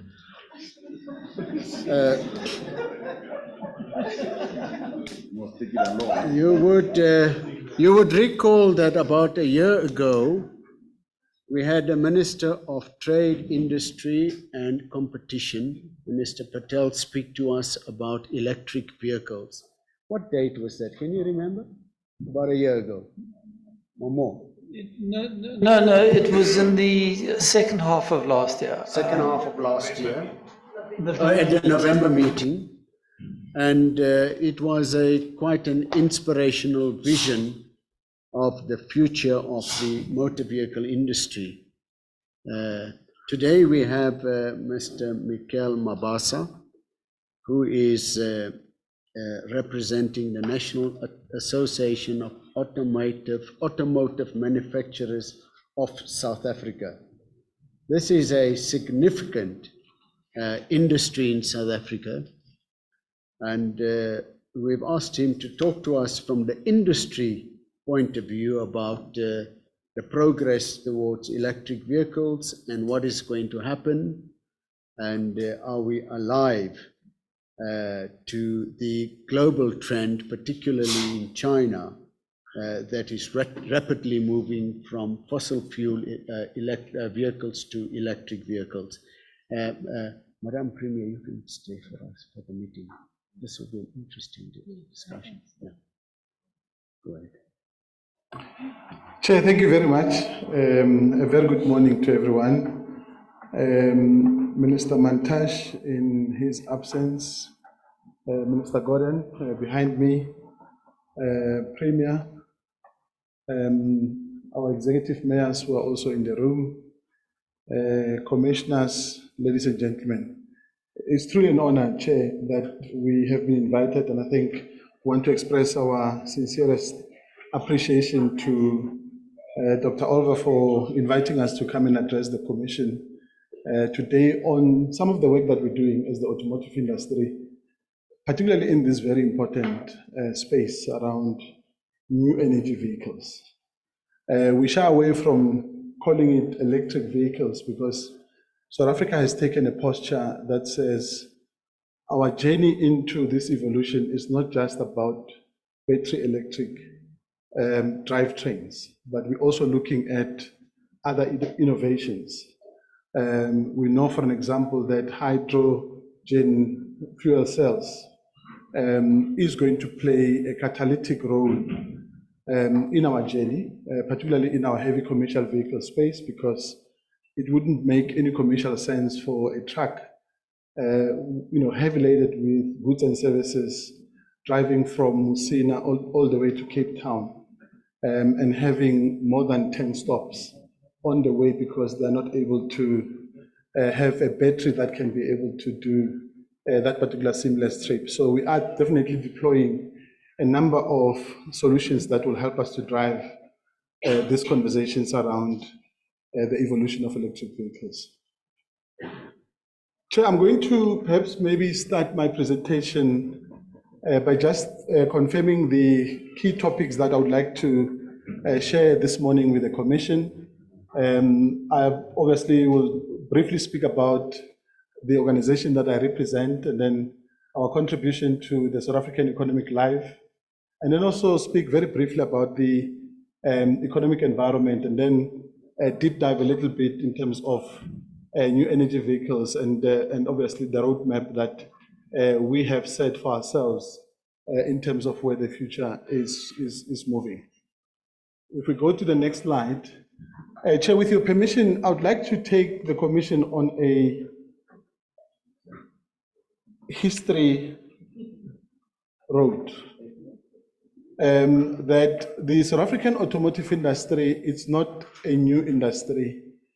This industry was born in 1896, more than 127 years ago, when we imported our first vehicle into the country, and that vehicle is the Benz Velo. If you go to East London today at the Mercedes-Benz plant, this vehicle is still available and is showcased at their main foyer as you enter that particular building. What is important with this vehicle, Chair, is that a year later in 1897, this vehicle burned down.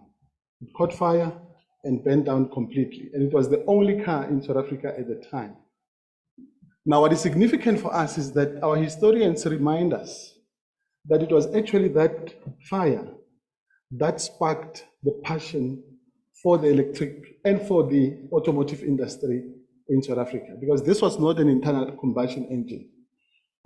It was powered through other powertrains, and we are clearly seeing the industry moving back to 1896. We're obviously an industry that is absolutely powered by people who we call visionaries, an industry that is led also by entrepreneurs, by philanthropists, and also by people of extraordinary character. And I think it is an undisputed fact, and we know this for a fact. I think as South Africans, and I think as the world, we probably know about one engineer who we speak about when we speak about the evolution of this technology, who was born in Pretoria, Elon Musk.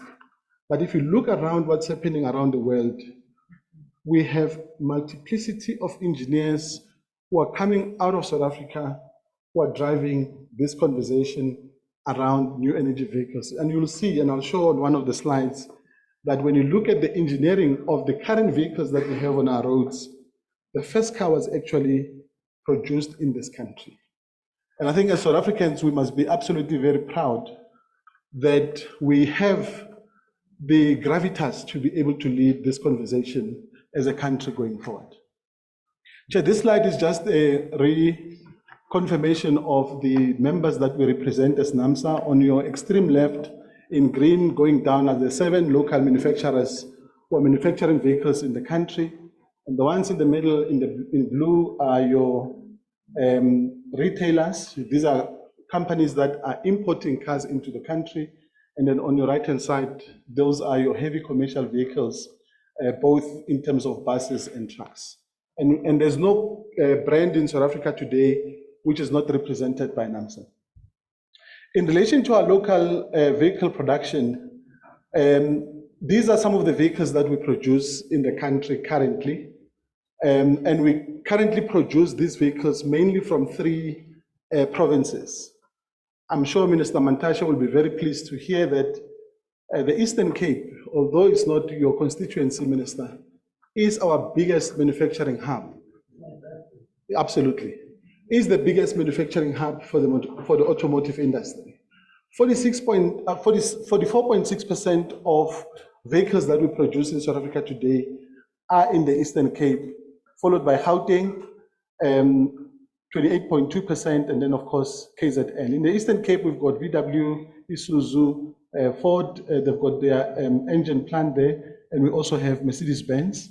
And then in Gauteng, we've got Ford Motor Company, BMW, Nissan, and then in KZN, we have Toyota. And these are some of the brands that we have, that are produced locally in South Africa.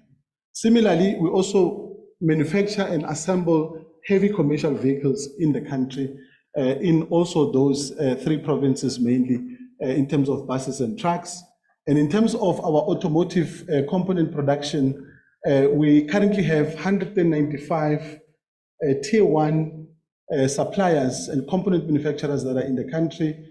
And then obviously over and above that, we also have 325 component manufacturers and suppliers in the tier 2 and tier 3 component of the business that we drive. I'm not going to talk to this slide in detail, Chair, but what I wanted to showcase here is that I think as the industry, one of our key mission is really to drive conversations around our transition, obviously, to new energy vehicles, as you can see there, as part of our flagship, the 4 flagship projects that we've identified as key focus areas for this year. And then, of course, the conversation that the Commission is seized with around the just and reliable energy conversations, which we are driving quite aggressively, and we're doing quite a lot of work in that particular space as an industry. So I'm going to spend 2 minutes or so in talking to this slide, which is really the salient key features on the contribution that the automotive industry is making to the economic life of our country. I think all of us may be aware that the industry currently contributes just under 5% to the South African GDP. And we obviously, when you look at the entire manufacturing output of the country, the industry contributes around 22%. When you look at our export earnings, just in 2022, we brought into the country around 227 billion rands, and we continue obviously to invest quite very extensively in the export market, particularly because 64% of the vehicles that we produce in South Africa today are not sold in the country. We export those out of the country, so we're selling more vehicles to the world than we actually sell to our own people. For us, this is a very, very strong and powerful vote of confidence in South Africa's ability and capacity to produce very good, high-quality vehicles that the world looks to South Africa to source. We are currently exporting to 152 different markets around the world, and that number has increased in the last 5 years. This year, we are also looking at taking 3 more markets where we are going to be exporting our vehicles into. The number that we are absolutely concerned about, Chair, is the one in the middle of that slide at the bottom, which is our share, our production share, market share in Africa. in terms of production. 10 years ago, South Africa used to account for 76% of production of vehicles in Africa, in the continent. That number has since dropped to 54% and is going down at an aircraft speed. The reason that is the case is obviously the fact that we are beginning to see countries, particularly in the north, countries like Morocco, Egypt, Ghana, Nigeria, beginning to eat our lunch very, very aggressively.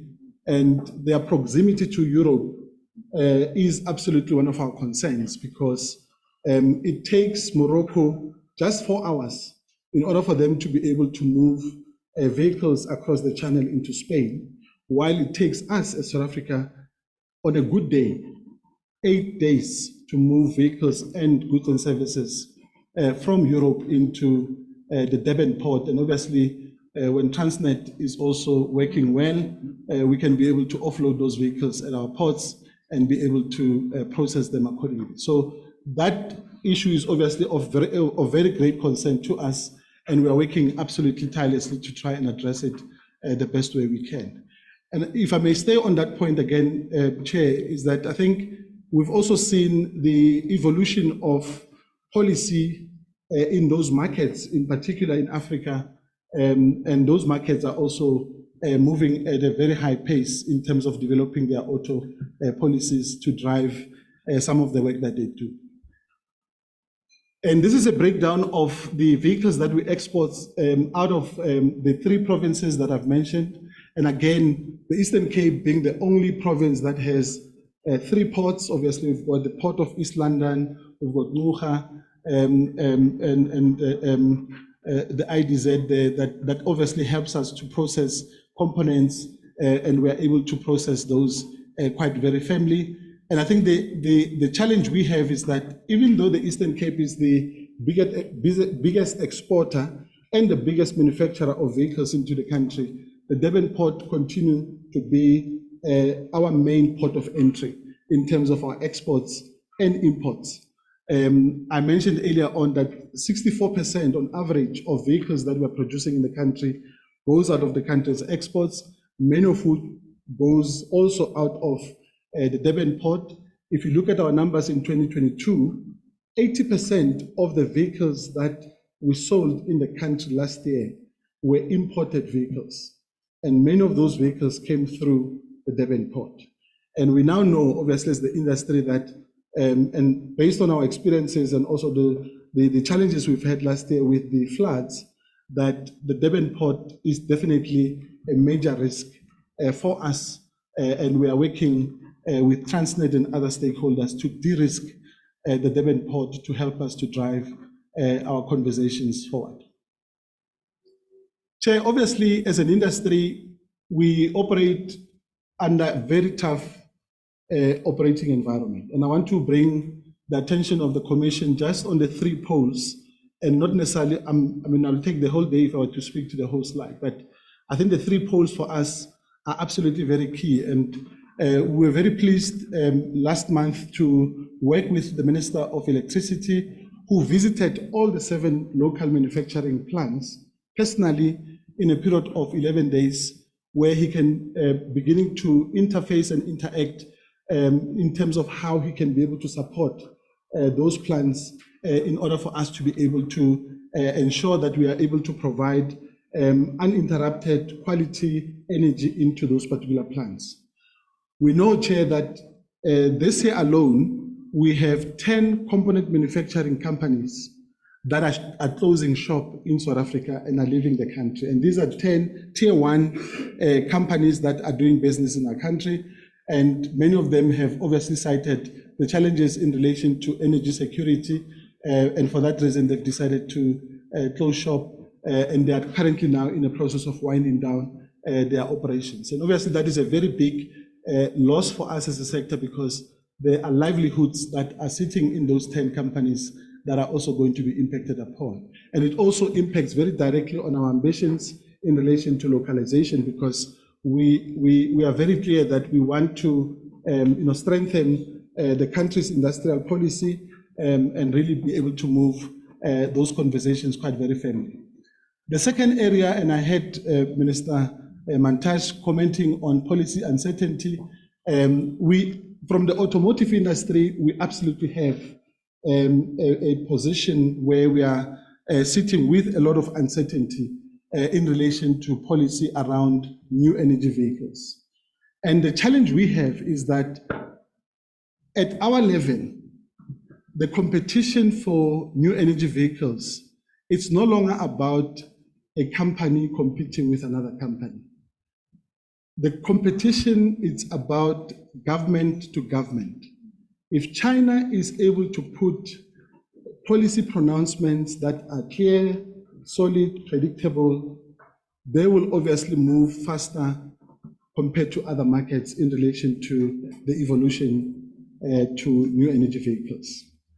And we are working obviously with the minister from the DTIC to try obviously to accelerate, but the pace at which we are currently moving, it is absolutely pedestrian pace relative to what is happening globally. And we know that the decisions for moving production lines to markets, those decisions are obviously taken at headquarters of each and every OEM, and they would obviously look at different variables and whether the policy climate in those markets where they would want to produce specifically these new energy vehicles is fertile or not. So we are obviously as South Africa challenged in relation to the pace at which we are currently moving. We obviously know that there is appetite for our government to play, but certainly the players they're playing with are running a lot faster than we are currently running. So it's like us getting onto a track, and you have Usain Bolt who can run faster than the rest, and we are obviously at the back of the pack. This slide, Chair, is just a summation of some of the challenges we have, and I think the political posturing, particularly at our municipal level, is impacting very directly on our capacity as business to be able to accelerate. And we've mirrored, an example of Nelson Mandela Bay municipality, where since 2009 they've had 41 acting city managers in that particular city, and decisions are obviously procrastinating, and we are not able to move as quickly as we should be. And one example of such procrastination is that the city currently has a gas turbine which is sitting at the municipal offices in Tabeja. That municipal gas turbine can be able to power and give the grid an additional 44 megawatts of power into the grid. And that gas turbine is currently sitting there since 2010 because it was installed as part of the 2010 infrastructure when we were hosting the FIFA World Cup. And because we have not had political and also administrative stability in that particular city, that obviously impacts very directly on our capacity to drive. And then of course there are geopolitics that are also impacting very directly on the industry. We know that COVID-19 has had a huge impact on the sector. The current conflict between Russia and Ukraine has also impacted very directly on the automotive industry. We've got suppliers who are sitting in Ukraine also who have closed down as a result. And then of course, South Africa, and we are very pleased to see that South Africa is accelerating its partnership within BRICS, because that opens up new opportunities for us. 10 minutes. Is that, okay. And then of course, the semiconductor challenge that we've had in order to be able to help drive some of the conversations that we're having. And then of course, as I indicated earlier on, the challenge of load shedding. Now coming to new energy vehicles and our transition, Chair, to this very important aspect. South Africa is not new to the debate around electric vehicles. Our journey started in 2005 when we had our first new energy vehicle. Then we moved obviously to bringing our electric vehicle in the Nissan Leaf in 2013. And then, of course, our first vehicle that was produced in this country, which is also still standing at the Nelson Mandela and also Walter Sisulu universities in the Eastern Cape, which was the Jewel. And when you look at how that car was engineered, the baseline of engineering for this car is what you see happening currently in all the vehicles that we have, which really reaffirms that South African engineering capability started far long than many companies that are now leading the charge in relation to this evolution. This slide really also shows us that the development in relation to the uptake of new energy vehicles is beginning to gain traction. If you look at 2021 relative to 2022, we've seen a 432 increase in relation to uptake of new energy vehicles, specifically the hybrid models that we have in the market. So the demand is now beginning to come up quite very firmly. These are global stats that shows you what's happening globally in China, in the United States, in Europe, and obviously South Africa sits in the other markets. And China, as you can see, is leading the pack, and they're very aggressive in the manner in which they have led these particular conversations. And we'll see obviously a lot of development in that space. The NEV ecosystem is not just about the production of a vehicle. And I think Minister Mantashe will be pleased to hear that we are obviously currently interfacing with the Minerals Council and the mining industry because we've done a lot of work together with the Mineral Council in the last 18 months, and we've identified very specific minerals. Currently, we know that as the sector, there are 10 minerals that we need in the battery and cell production of our vehicles. Out of that 10, 6 of those minerals are here in this country. And we are working with our mining industry to be able to accelerate our beneficiation ambitions, because currently we do what we call from pit to pot, where our minerals are mined from the ground and moved to Durban or to the ports, and then they go to China for final beneficiation. We want to transform that so that we can really be able to move those mines from pit to plant. Instead of putting those into containers, we're able to put them through a conveyor belt next to our mines in order for us to be able to create a new industrialization story for South Africa, so that we can be able to get young people in the country to be able to participate actively. And these are some of those minerals that we have already identified that we need in the production of our vehicles, particularly the battery technology, and we'll be working tirelessly to accelerate that particular conversation quite firmly. And then this slide also reaffirms, Chair, that this year in 2023, our outlook is that we will be having around 40 million vehicles that are electric battery vehicles by the end of 2023. It's a 33% increase compared to the corresponding period of 2022, and China is obviously leading that particular charge. And obviously we need to, as South Africa, need to do everything we can to really help us to drive our conversations quite very firmly. This is a slide that really affirms that policy certainty is absolutely important. And we base this conversation purely on numbers. So if you look at South Africa, since the dawn of democracy in 1994, we know that each time government makes a policy pronouncement to support the automotive industry, we've seen a spike in terms of vehicle sales in the country. So policy is absolutely critical for us. And we obviously are very grateful that government has been absolutely consistent in developing policies that helps us to be able to grow the industry's fortunes and also to be able to help us to preserve the opportunities that we have. Chair, this is my last slide, which really summarizes, and I know that if I'm going to mention 7 cardinal pillars, Minister Mantashe is going to say that I've stolen that phrase from somewhere in the Red Berets. But these are the 7 key pillars that we are currently focusing on that helps us to drive our conversations around new energy vehicles. The first one is obviously at the center of that particular slide, which is governance and policy transformation, which I've spoken to, because as South Africa, there are policies that we've developed since 1994. We now need to enhance those existing policies so that they can help us to facilitate a high-yielding business environment that can be able to help us to attract a fiscal and regulatory framework that will make South Africa highly competitive, specifically in relation to new energy vehicle production. Localization is also very key, and I've mentioned earlier on that we want to continue to localize. Currently, 39% of the components that we use in the country are locally sourced. We want to turn that around so that we can really be able to make sure that we are able to increase our localization capabilities.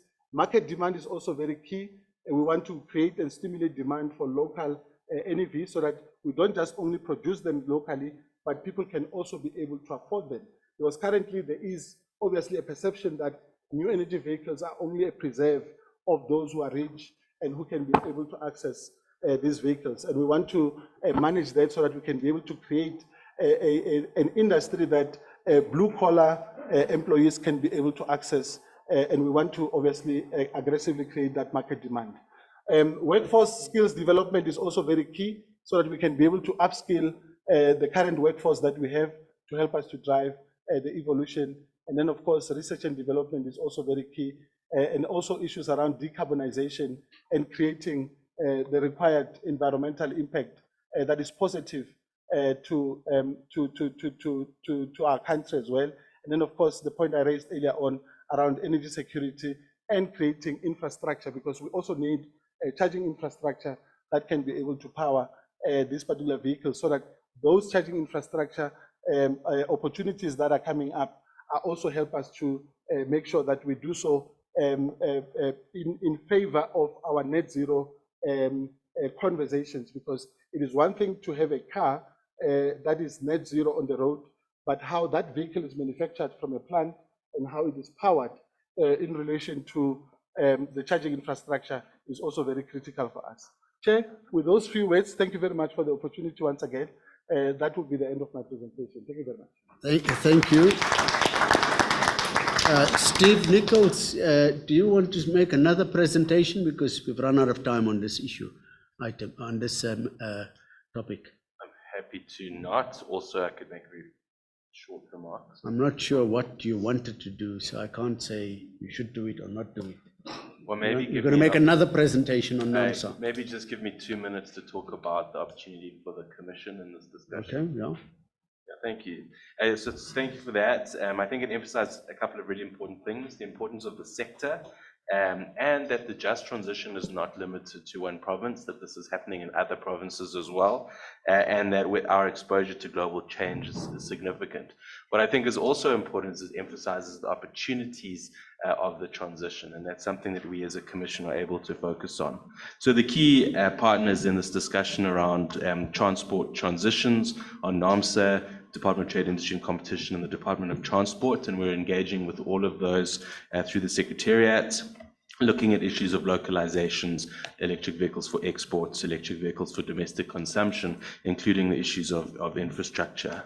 There's a very interesting opportunity for us to engage with the Department of Transport, who are updating their just transition strategy. And so that will give us an opportunity to also support them on public transport, road to rail, adaptation and resilience in the transport sector, roads, aviation and shipping, and then the all-important charging infrastructure that Mr. Mabasa mentioned. We are providing all three of these parties with some modeling support, as well as some capacity building, particularly in relation to the need to enhance our targets in relation to climate change. What the modeling is showing is that our targets are not aligned with what is required in terms of the pace of climate change and the change of our sector, as well as the need to be competitive. As we know, the EU and the UK have banned the sale of the internal combustion engine from 2035 and 2030 respectively. So we need to accelerate this transition. Modeling is indicating we need about 750,000 to 1 million electric vehicles on the road by 2030, and to phase out the sale of internal combustion engines around 2035. And so we need a much more enhanced ambition, which requires a bit more alignment. So yeah, change is exponential, and we hope to work with the sector on enhancing this. Thank you very much. manufacturing industry is important to the South African economy and to South Africa for a variety of reasons, which I will not go into. China and Europe see this as a growth sector and a growing contributor to their economies. Make no mistake, they're not doing it just because they want to cut down on emissions. The reason why electric vehicles are being phased out in many European jurisdictions and why China is doing what they want to is because they see an economic opportunity for themselves and they are land grabbing in this sense. I don't see that in our industry in South Africa. I don't hear either from NAMSA or from government that this is a massive growth opportunity for us because we are the continent's manufacturing hub, that we can grow our motor manufacturing industry in this way by being ahead of the game and doing X, Y, and Z. That's what China and Europe are doing. If people think they're doing it because the green NGOs they are ruling, it's not the case. They're doing it because of economic reasons. I really don't see. I don't see that even from this presentation and from the government. I don't see. I think that crispy, and I don't know what we do about this, but we need to shake it up a bit because there's a huge opportunity here, and there's all the goodwill, but nothing's happening. And the fossil fuel drive chains, the current motor vehicles technology is going to go out.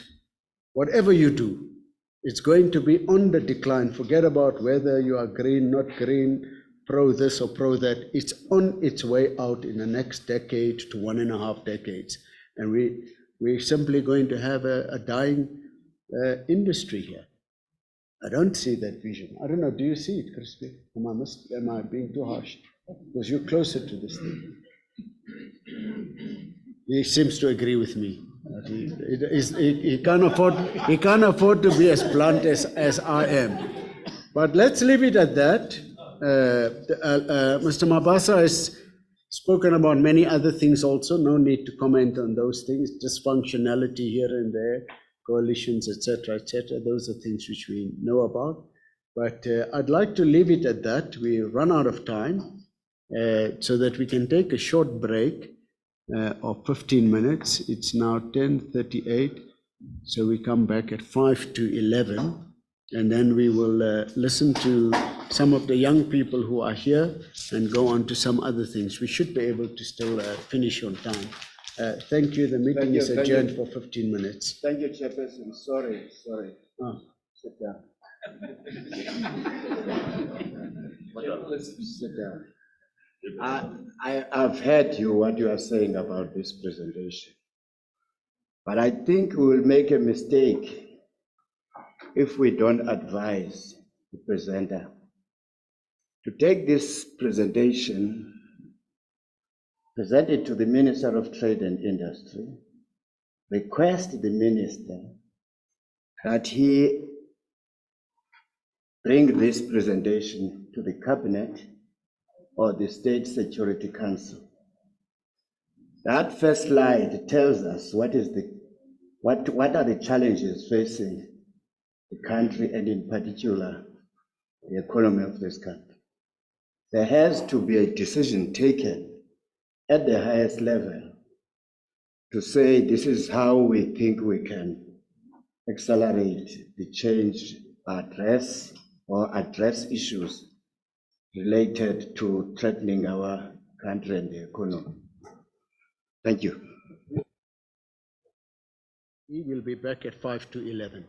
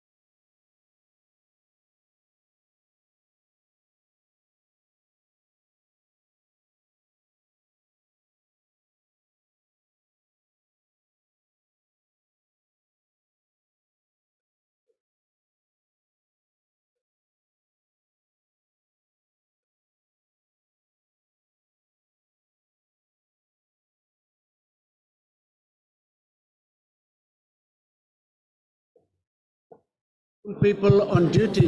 There we are. Okay, Bobby, close the door, please. Just close the door. We're now going to go on to the session with the young people. And those of you who are reluctant to take your seats quickly, I will not give you time to speak when you put your hands up. Because I'm watching you very closely.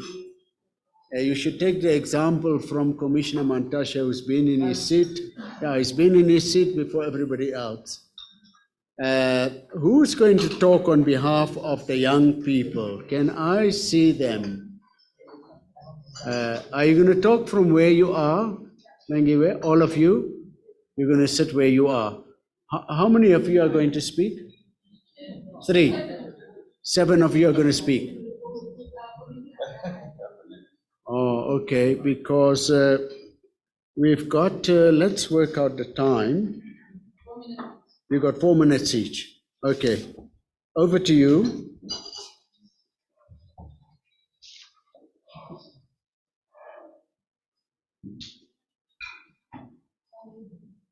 Sorry, we're waiting for the presentation.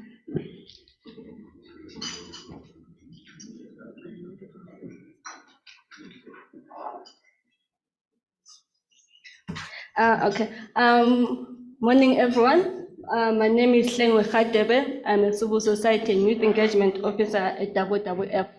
As we said, I'm one of 6 young people that will be presenting and sharing some of the thoughts from young people, but we're not the only ones who contributed to the inputs that were put together here. So following in the footsteps of youth in 1976, today's young people are addressing the challenges they face from the climate change head on. However, our elders these days often like to call us lazy and entitled for always making demands. Demands such as young people must be meaningfully engaged. Stop using young people as tokenism, especially during Youth Month. Young people's inputs must be heard, taken seriously and included. Young people want to be engaged throughout the decision-making processes, not just when a decision is being announced. We want to be engaged in all decisions that count and impact their lives. We as young people make these requests not because we enjoy making demands or being appeased. We make these demands because we want effective decision-making and more trust in public institutions at a time when stakes for people and the world have never been higher and societal cohesion is on the verge of collapse. Youth are critical in identifying fresh solutions that can achieve the breakthroughs that our world so desperately requires.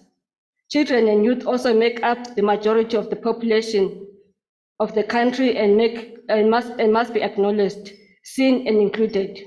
We as young people and those working with children and youth have been implementing climate-related activities across the country to empower one another, raise awareness, and to ultimately work towards making policies a reality on the ground. This has all happened despite the limited resources that have been made available to us. Our work has included public awareness campaigns, capacity building, research, litigation, public participation, and policy recommendations. The work we will present today demonstrates the breadth and depth that young people can do when given the opportunity, platform, and resources. To us, every day is Youth Day, and every month is Youth Month. When you say young people, what are you referring to? Just the age? Up until 35. Up until 35. Up until 35. Yes. You know, your statement was very provocative for me. And you know, if you can provoke an old and useless donkey who otherwise is half dead, then you've said something very provocative. You see, whenever we give young people an opportunity to speak on these platforms, they say young people want to be heard, they should not be ignored, etc., etc. Now, in 1976, the young people didn't say we want to be heard, we don't want to be ignored. They said enough is enough, this is what we are going to do, we're going to take charge. Yes. When our President Cyril Ramaphosa formed the National Union of Mine Workers, he was about 30 years old. Nobody said a youth is forming the union. And when the young gentleman next to me became the mayor of the Cape Town Metro, he was about 32 and a half. And nobody said the youth are taking over. What I don't understand is this thing of you want people to give you permission to talk and to do things, because you're not being oppressed. I really don't understand that. I really don't know. Who is it that not allowing youth to do what they should be doing? Please tell us what you are going to do as young people to take this country forward. We are relying on you because we are just old donkeys. We are useless. We don't know what to do, and you are telling us we must tell you what to do. Can I say? So you said this at the colloquium the last time. I said the same thing. You're right. I'm consistent. Yes. All the time. I'm saying the same. And this presentation is a response to that. Oh, you're going to respond to that? It's showcasing the work that you've been doing. All right, good. Thank you. So we had you in mind when we were doing this presentation. Okay, thank you. Yes. Thank you very much. Please proceed. Good morning, ladies and gentlemen. All protocol observed. My name is Mudiema Fantiri. I'll be presenting on capacity strengthening. I'm representing the Youth Climate Champions Program, which for this presentation is YCC for short. However, I'm also a member of the AU Youth Reference Committee, which is a collaboration between the Office of the Youth Envoy of the AU and the Austrian National Youth Council. Why do I bring this designation up? Because that opportunity is only made possible by capacity strengthening that has allowed me to engage other youth effectively in climate change. So I hope that in this presentation, I'll be able to give a description of how youth are actively participating in capacity strengthening to shape the future that we want to see. Because capacity strengthening is a difference between a youth having a dream and a youth being capacitated, or rather enabled to actualize that dream. So there are several initiatives. Yes, still on the slide. For example, we have the Youth Climate Champions Bootcamp. The Youth Climate Champions Bootcamp was first, we had the first one last year in 2022. We will have it again this year. It focuses primarily on climate education and capacitating youth to participate in climate policy processes.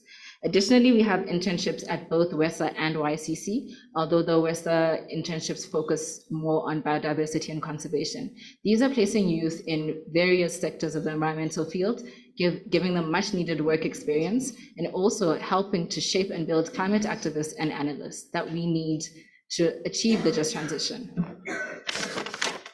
Next slide, please. In educational workshops, there are many. However, the African Climate Alliance, otherwise known as the ACA, is doing exemplary work. Their Back to Basics workshops really bridge the gap in climate literacy and assist youth to participate in broader dialogue on climate change. We also have that Section 27 is going to begin doing this and has not yet started, in-depth sessions that combine lived experience and science. These will be sectoral convenings focusing on the health sector and education, focusing primarily on climate change impacts. Additionally, the Renewable Energy Challenge by the South African Climate Change Champions does very important work. It's targeting youth in grade 9, from grade 9 to grade 11, and asking them to imagine the impacts of renewable energy in their communities. When we speak about youth advocacy programs, we could go on for very long. However, I'll mention a very important one, which is the You Lead initiative by Project 90 by 30. This has successfully produced leaders in climate action, such as our own youth commissioner, who is with us today, Ayaka Melitafa. The Climate Change Champions Youth Advocacy Development by WESA in Green Cape also capacitates youth climate champions and amplifies their voices. Noting that climate finance is an essential tool to achieve climate action, the UNICEF Go Green Challenge offers seed funding to youth to achieve their green projects. So not just capacity strengthening, but financial support. In closing, not quite in closing, but my last point, we have intergenerational dialogues, and these bridge the gap between the old and young related to climate change. Potentially, we could consider this session itself an intergenerational dialogue. WESA has held WESA has held a few, and so has YCC. YCC will be hosting its next intergenerational dialogue in collaboration with the Presidential Climate Commission next week on June 15, launching our position paper speaking to exploring meaningful youth engagement in South Africa. I'm going to close very briefly. This is only the tip of the melting iceberg. My colleagues will elaborate further. And I want to make it clear that capacity building is where we start. It's most certainly not where we end. Thank you. Good morning, everyone. My name is Zahir Suleiman. I'm 20 years old and I'm a student at the University of Witwatersrand, where I major in digital arts and animation. I'm also serving on the Youth Policy Committee, where I'm one of the national focal points for the Global Change Working Group. And today I will be talking about policy, advocacy, and climate change. Mr. Chairperson, I'm going to show you what we have been doing and where we've been taking charge. So starting off with climate action, I want to highlight two very important ones. These are the Cancel Coal campaign and the Youth Implementers for Change. The Cancel Coal campaign is a legal action campaign to stop investment and building of new coal infrastructure. And the Youth Implementers for Change program aims to create opportunities and provide support for youth to implement various climate policy related project ideas. The buzzword for young people in 2023 is implementation. On building capacity for public consultations, you can see numerous organizations that have been hosting online workshops and various capacity building events ahead of these public consultations, such as this, to ensure that we're up to date with everything that we need to know for the policy. Namely, even the just energy transition engagements, which have been happening since COP26, with the $8.5 billion deal, where young people have been continuously engaged to share their comments, concerns, compliments, condemnations, and the like. On the next slide, I want to highlight probably one of my favorite things to talk about, which are the youth positions. This is the Johannesburg Youth Climate Action Plan and the South African Youth Climate Action Plan. Hopefully all of you have read it. These are a first of its kind set of documents focused on localized and national policies and actions respectively that aim to inspire equitable and relevant climate action that is founded in intersectionality. The Johannesburg Youth Climate Action Plan is formally included in the City of Joburg's Climate Action Plan under the Mobilizing Stakeholders section, and the South African Youth Climate Action Plan was officially launched in October of 2021 and handed over to the relevant stakeholders, including different ministerial departments. The Youth Climate Champions position paper is aimed at continuing the conversation around prioritizing youth engagement in climate policy processes and empowering young people to play a significant role in shaping the planet's future, which is set to be launched soon, so stay tuned for that. And finally, on negotiation simulation, for over the past decade, young people have been participating in forums that have allowed them to draft policy statements that will be submitted to government regarding several of the areas highlighted on the slide, such as COP, the NDCs, the climate goal, national adaptation strategy, etc. And then if we can move to the last slide, the entry points into the climate action space.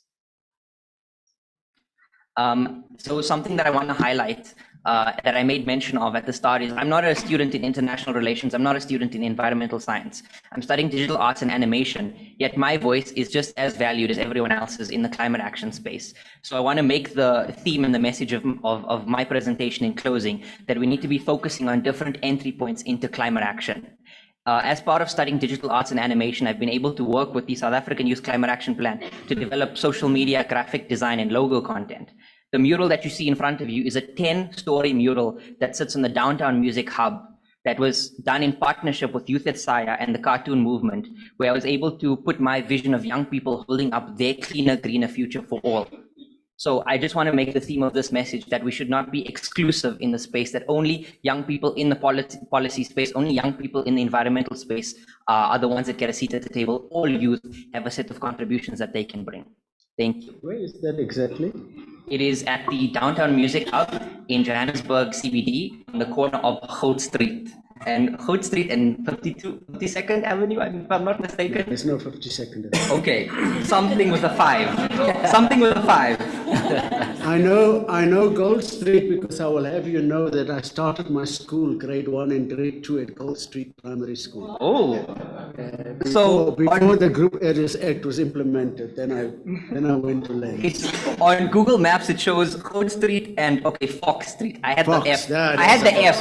That was okay. I was close enough. There's a Fox Street.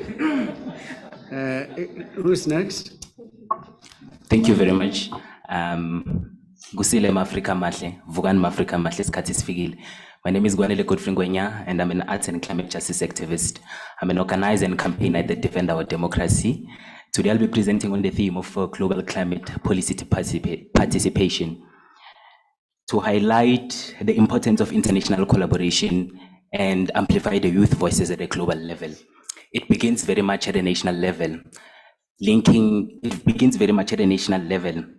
owing to the links between the national climate youth policy and the international climate policy in which South Africa is a signatory of. It involves developing youth-led climate action plans, such as the Johannesburg Youth Climate Action Plan, the South African Youth Climate Action Plan, and the Youth Climate Champions Position Paper, in which to showcase a dedicated approach to establishing a comprehensive frameworks for youth-led climate actions at various regions across South Africa. These action plans encompass policy recommendations, implementation strategies, youth-led research, and symbolizing a commitment to effective climate action. In terms of international participation, Section 27 on the 25th of May made submissions to the United Nations Rapporteur on the promotion of and the protection of human rights in the context of climate change. The submissions engaged with the issues of climate legislation and litigation, and to the advancements of intergenerational justice. The We Are Tomorrow partnership. Since 2019, the Youth Policy Committee has been in partnership with an international network of youth organizations dedicated to climate action. This partnership has engaged with youth across the countries to further share experiences of climate change, share experiences of climate change, to capacity build and to share knowledge to create common goals around furthering the youth voice. After the launch of the South African Youth Climate Action Plan, the document was submitted to the We Are Tomorrow Global Partnership, as well to the document was submitted to the We Are Tomorrow Partnership, where similar national plans were compiled all together to form a global youth climate agenda launched in early 2023. Then in terms of youth parliament in 2022, the purpose of this activity was to provide the youth with a role play exercise or experience of what it's like to engage in climate policy space. Co-hosted a role play exercise to improve understanding of the national policy processes. We in partnership with the WESA and the Youth at SIRE. And the outcome was that the South African Youth Statement co-produced on youth expectations for COP27. So every year, the Youth Policy Committee engages with youth across the country on preparing a statement ahead of COP and ahead of engagement with the Department of Environment, with the Department of Forestry, Fisheries and Environment and the Minister. Young people engage in virtual meetings and over several days, including editing and drafting sessions to create statements that reflect the United Nations Convention on Climate Change themes and the South African experiences. So in terms of ahead of COP27, the Youth Policy Committee also hosted a multi-model model government hosted in Johannesburg, Durban, and Cape Town, and also virtually over 150 youth to create the youth statement into COP27. Furthermore, at COP26 and COP27, the Youth Policy Committee was given the opportunity to present events at the South African Youth Pavilion to further showcase the Johannesburg Youth Climate Action Plan that was developed and the South African Youth Climate Action Plan at an international audience.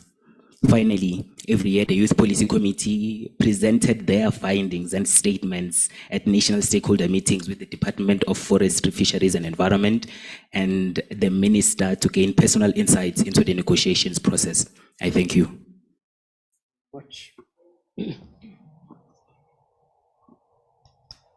Next. Hello, everyone. My name is Fanny Mia, and I am currently a second-year student at the University of Pretoria, where I study anthropology, sociology, and psychology. I'm just going to be doing the climate education and awareness. So as to not waste anybody's time, let's just get right into it. Next slide, please. So right at the top, it says that these programs aimed to enhance climate literacy and spread awareness and to mobilize young people to take action. Just before I get into the details of the slide, I would just also like to mention that I think that I'm a successful story of the YCC, which you've heard on multiple occasions. And the reason why I think that I'm a success story is because of such initiatives. So let's get into it. The podcast, it says that the podcast below featured young activists, young climate activists, and aimed at capacitating youth on basics on climate change knowledge, right? So the youth, sorry, is probably in the same situation at me. What is this podcast thing? What is that? Yes. Just explain to the minister. Yeah. Yes, so podcasting is, it can take various forms, but generally it's just people sitting down talking and it's recorded. We're just having a conversation, sharing knowledge, but again, it's aimed at having a wider impact. But again, sitting down people and it's recorded, nothing too hectic or formal. So you just tape record it and then you file it away? Yes, either with your phone, YouTube, anyway, that's the great part. But how do people hear it? On YouTube, TikTok, which is also what I'm hoping to achieve, is that we actually mobilize some of the things that we're talking about onto the various social media platforms that are important to youth people, such as TikTok, Instagram Reels, and the like. Let me just get back so that we keep in line with the 4 minutes. Thank you very much. Yes. So the youth tell all. You have a special session for the deputy chair. I know what a podcast is. Okay. Yes. Thank you very much. So the Youth Tell All was rather the first season of the Youth Tell All podcast was launched in the first quarter of 2022. And the second season was again launched in the first quarter of 2023. Again, these things are accessible on YouTube if you want to just see what they're talking about. And then next we have the playing with skills, the playing with solar, which I think is a very the title is very inspiring. Playing with solar, it taps into again tapping into the greener drawing of power, etc. So what's interesting about that, it was facilitated by Project 90 by 2030, and what was aimed within those podcasts was that they wanted to give young people practical aspects of assembling small solar lights. So I think it speaks to what you were talking about a bit earlier on, that South Africa has a very nice niche of engineering, and it's about time that we start mobilizing such things. So we do need more of these programs and podcasts. And then the Youth Climate Champions podcast, ultimately, like I said before, I'm a result of that podcast. So yeah, I think they're doing a very good job and we need more like that. Now, may we please proceed to the other side of the slide? No, just the one that's back, so sorry. The Youth Climate Clubs, yeah.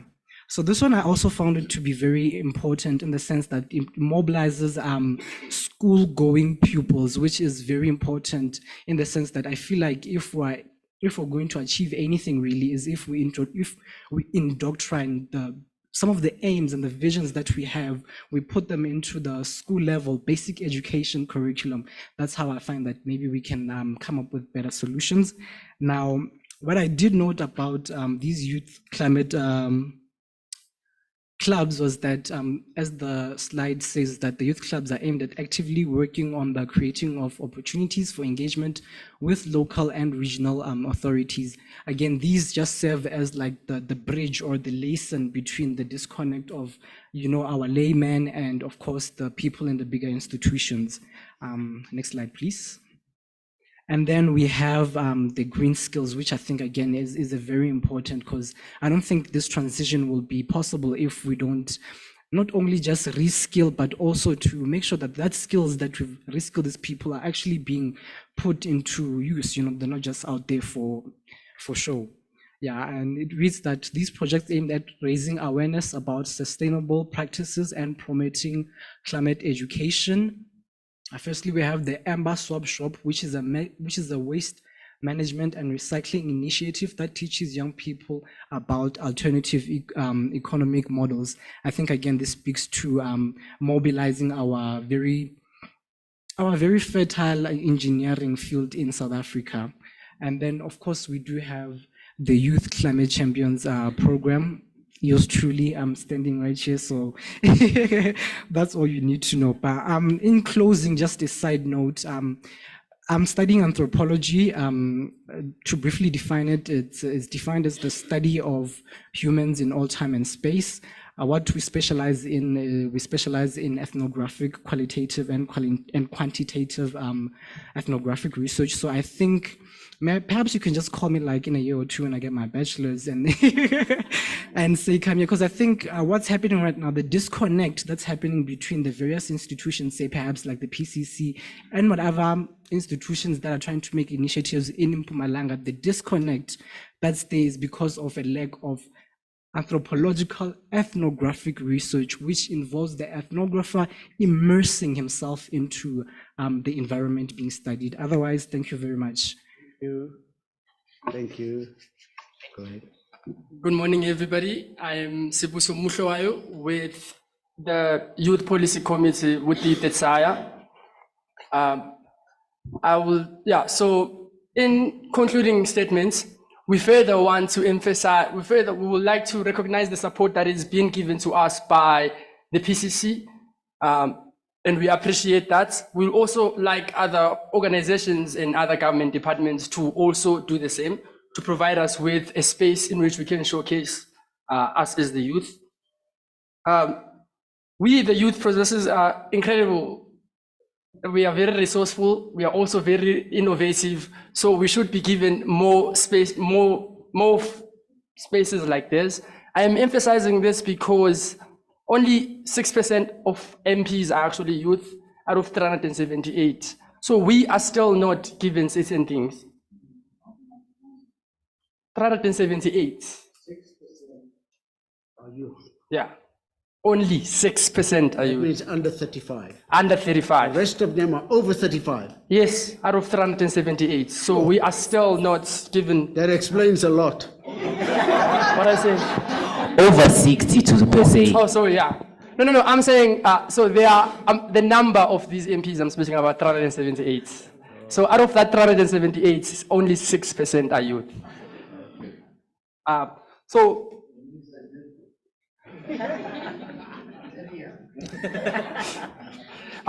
so also in Minister Mantashe's own words, we want to tell everybody that what you guys are doing, everything you're doing is absolutely wrong.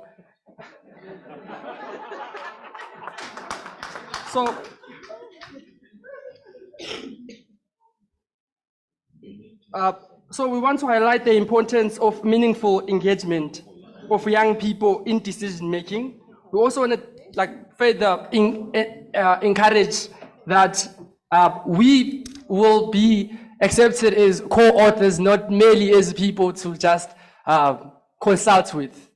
So I pass this over to my colleague.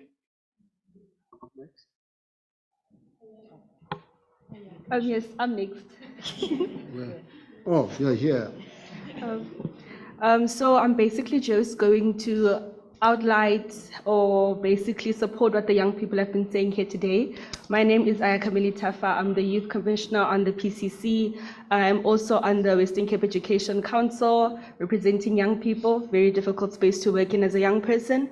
And I'm also basically running my own project called the Batubili Climate Justice Initiative, where we go to schools and we educate young people in schools, mostly in rural communities in the Western Cape, the Eastern Cape, as well as in Gauteng, about the climate crisis, the opportunities that are in the climate crisis, as well as for young people on how we can actually further ourselves and build careers of it if we actually know about it. And basically what we've heard here from the young people today is that every day is Youth Day. Every month is Youth Month. We are very active in capacity building. We are very active in policy, advocacy, and climate action. We are very active in the global space when it comes to climate change, and we are very active in climate education. We are doing a lot in this world as young people, and unfortunately, we don't get as much recognition as we deserve. So I'm going to present you with a couple of recommendations that we have to the PCC, so that we would like you to take these practical recommendations forward with the work that we are doing here. The first thing we need, as we've highlighted in the presentation, is meaningful engagement. What do we mean when we say meaningful engagement? As a commissioner that's been with the PCC for over 2 years now, I know that the engagement that we do with young people is not meaningful at all. We cannot engage with young people on our own terms. By what I mean when I say that is that when we want to engage with young people, we want to hold stakeholder conversations with young people, we cannot do it on a Friday from 9 a.m. to 3 p.m. That is not accessible. If you want to engage with young people, let's do it on a Saturday. Let's make sure that young people of different races, different ethnicities, different backgrounds are in the space, not just people that are active in policy, not just people who are educated, not just people who are in university or above. We need young people that are still in school. As the work I'm doing suggests that young people in schools have opinions about climate change, but majority of them don't even know what the term climate change means. Another suggestion that we have is that in every single PCC meeting going forward, we would like to have a youth cohort present. It's an absolute injustice that there's only one youth commissioner in this commission. If we're able to have multiple commissioners from business, from labor, from government, then why can't we have the same for young people? As we as young people make up 2/3 of the population in South Africa, how can we be the majority outside and be the minority in places that actually affect change? The last suggestion that we have is that in all the PCC meetings or in all the PCC task teams that we have, there have to be young people present, not just young people that are active in policy, but young people that are in areas that are affected by climate change. Why are there no young people that live in Mpumalanga here? Because it's such a difficult responsibility to carry the voice of South Africa as one young person, because what I say represents the whole of South Africa, and that is not just because there are people that are young, that are for coal, there are people that are young, that are against coal, and I can't just put that all out there on my own. We really need help as young people. We cannot expect young people to be present in spaces like this when we are not invited to spaces like this.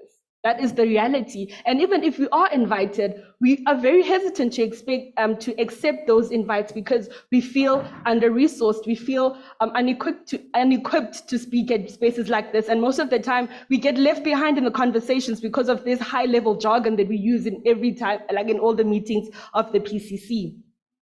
And lastly, we would love that if you actually do engage in talking to young people about matters that affect us in the PCC, provide us with transport.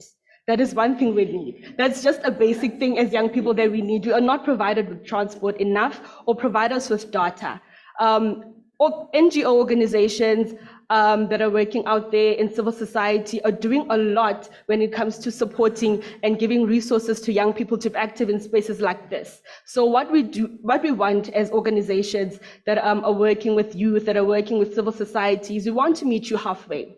If you're a commissioner here and you are interested in helping young people or sharing resources, sharing knowledge, just basically leaving the information that you've attained over all of these years, doing your doctorates, all of those things, and actually give them to young people so that when we come into these spaces, we feel confident to act, or we feel confident to speak because I have a mentor that is a commissioner that knows way more than me. So what we want to meet you halfway. We just want commissioners to be willing to just give us time once a month, once every 3 months. Come to us, let's have a dialogue, let's have a conversation where we actually exchange knowledge that is valuable to young people. Because at the end of the day, if we as commissioners sit here and say we're doing all of this work for the greater good of the people, for the farmers, for the young people, but then we don't involve them, we are doomed to repeat the mistakes that you have.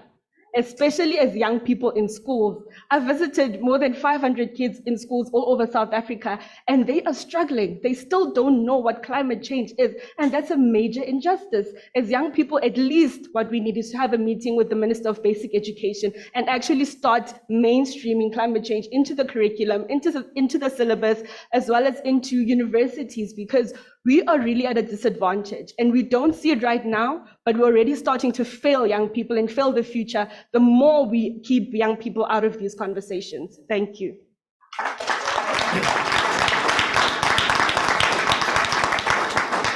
Look, this is not a rally.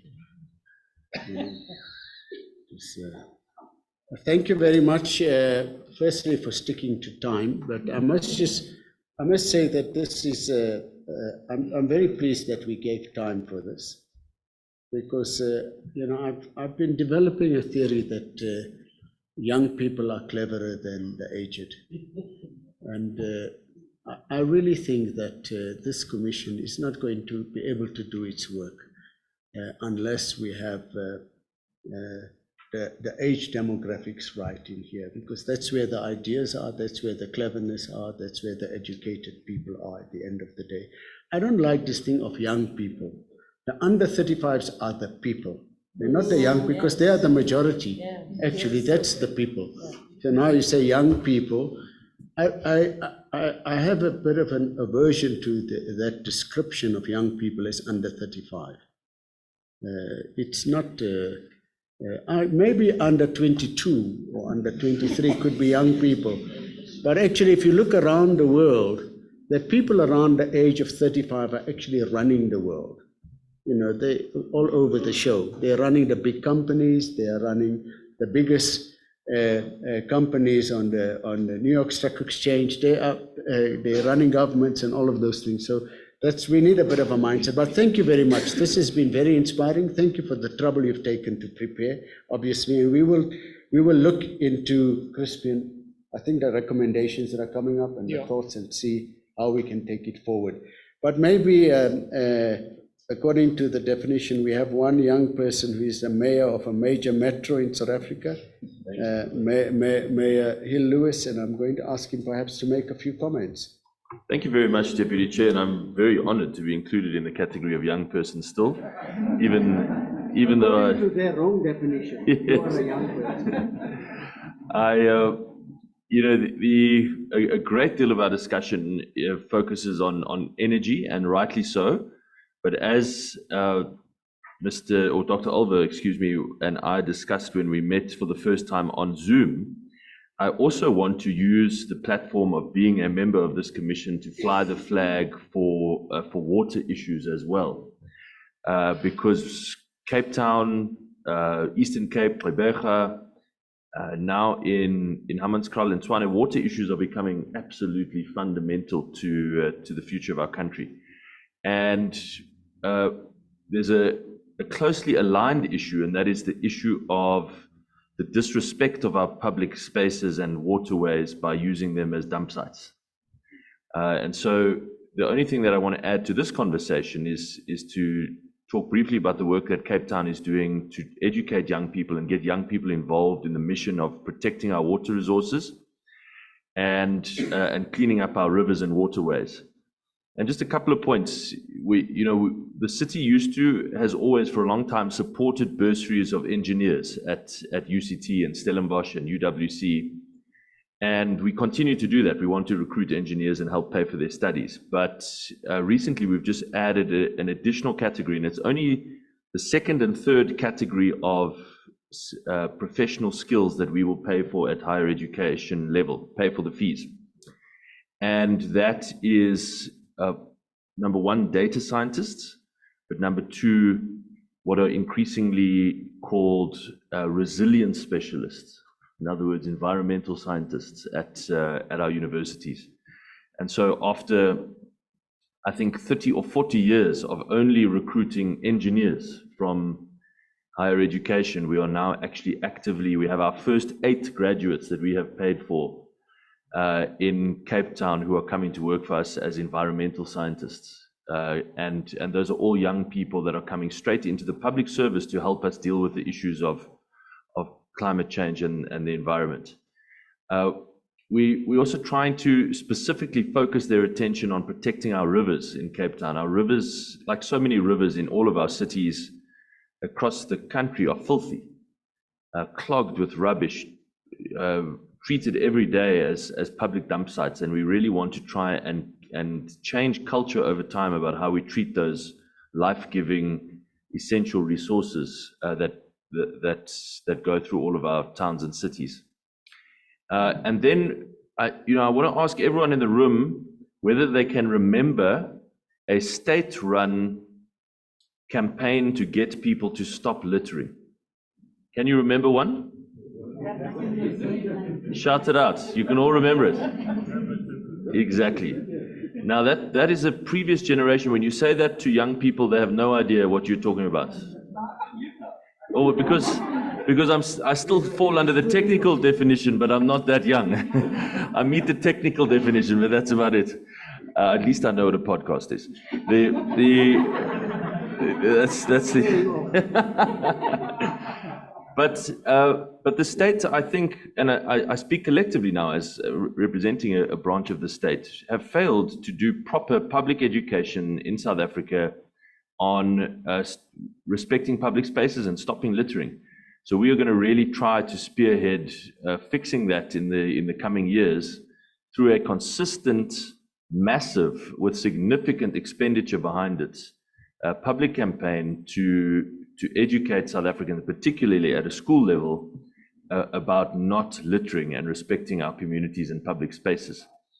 And the idea is, if we have a room full of 18-year-olds and even a room full of 14-year-olds, they should have exactly the same response that you've given now, where every one of them can name a public campaign to stop litter in South Africa.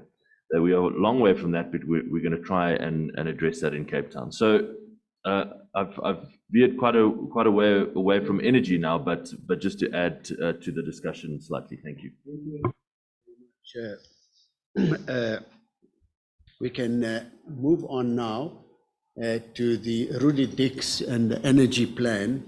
Minister, you want to speak? I want to make an offer. Okay. That the young people must get our contact from the executive director. I want to take them on a trip to the coal mining region. And that will include visiting an active mining of coal in Witbank. We'll give them transport. They must not be data. We'll give them transport and we'll give them food that day. But they must just give us not less than 14 days notice so that we arrange points of election. I wanted to make that. How many people, Ayaka, do you want to take on that? Let's tie it down. 20? Can you mobilize 20 people? Can you take 20 people, Minister Mantashe? We can work on that. Do you afford that, or should I cut it down? No, you can leave that because I have to propose to somebody else who is called an accounting officer. Yes. Because I want to talk about stop investment in new coal infrastructure and many youth who are against coal. I want to deal with that.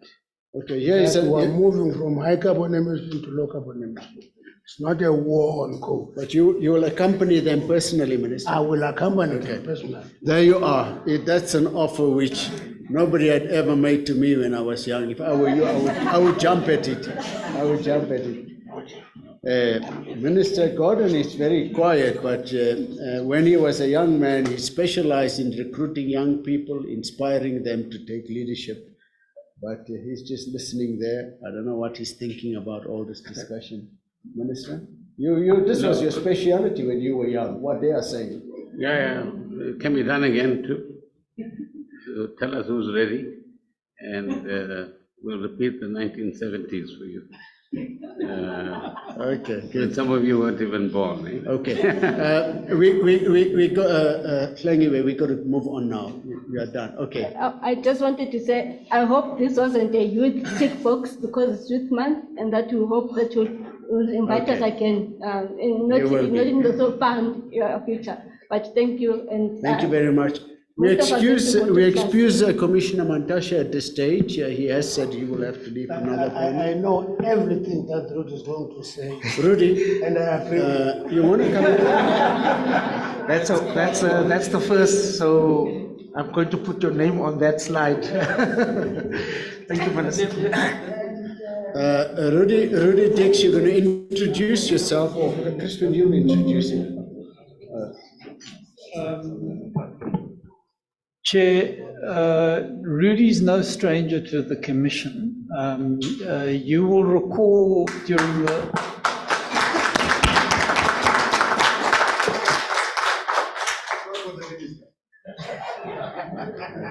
During the course of last year, Mr. Daniel Manele from the Presidential Climate Finance Task Team came to every meeting and updated us on the progress with the JET IP. That's now moving into implementation, and there's a PMU that Rudy has been setting up. And he's going to talk to us both about, so the big event of the last few months has been us making recommendations, first on the JET IP, secondly on the electricity mix.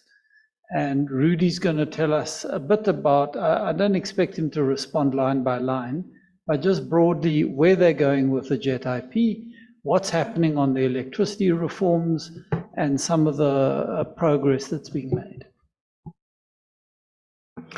Thank you, Deputy Chair Vali, Minister Gordhan, my good friend, Minister Mantashe has left, the relevant members of the Commission, councillors, and of course my colleagues who work with me on a daily basis. It's precisely what, okay, so it's just not working. It's going forward already.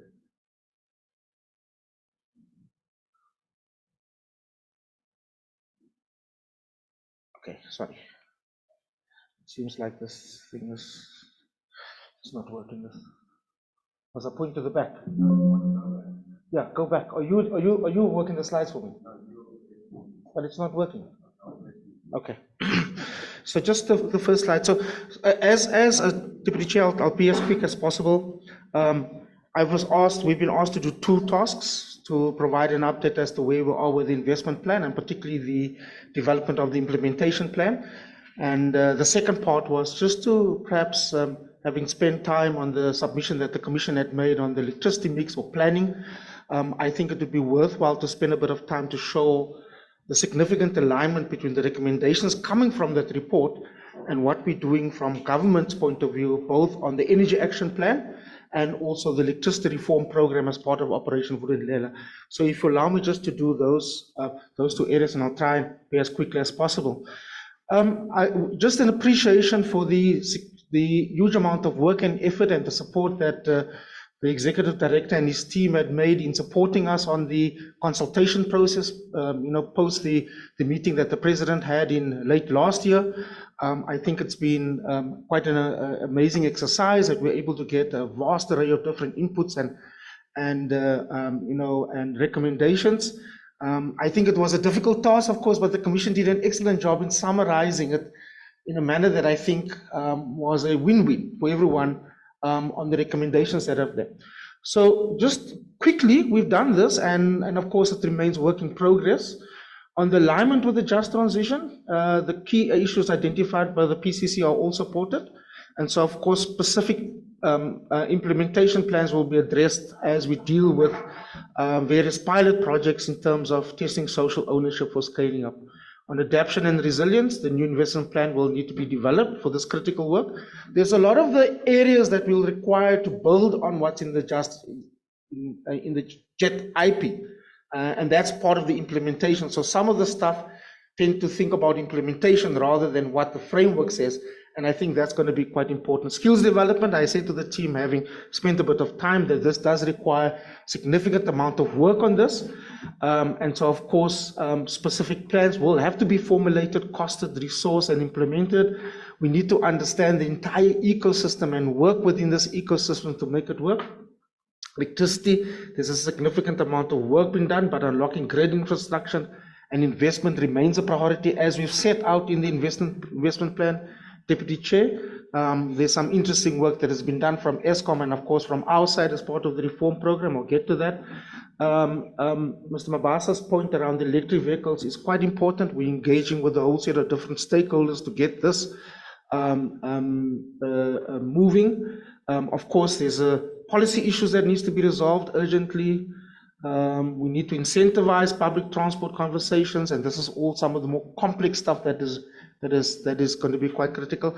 I think Councillor Commissioner Olumisa's point about engaging with the department and with industry is going to be quite important. We support the PCC recommendation on green hydrogen.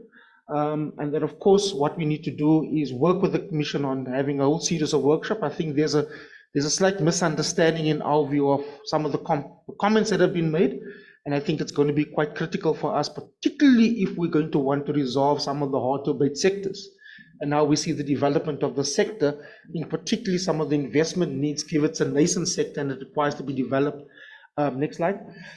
Financing terms, we agree with you. I think this is an important recommendation around this. And of course, we have now set up as part of the PMU weekly sessions to align with the National Treasury and to ensure that we work in tandem with financial flows, understanding the packages, and I think this is quite important for us.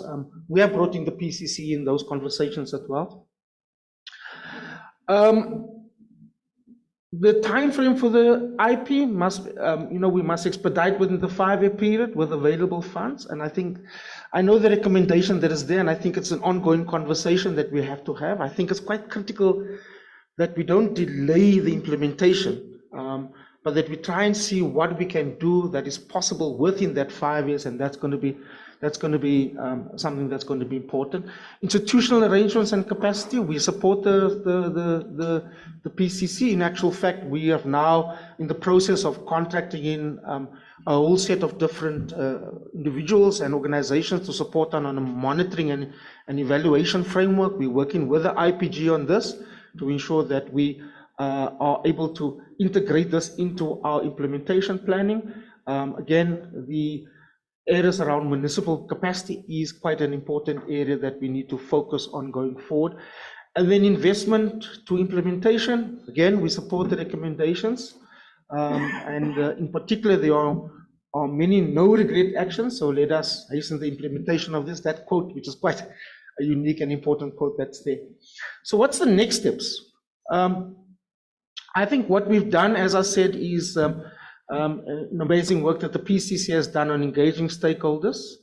And so for us, the first step would be just from the project management unit that, of course, is headed by Commissioner Joanne Yawich, is that in the presidency, we'll publish a draft JET IP implementation framework, and we have to engage on that because it has to be fairly detailed. So we'll do that by July next month, 2023.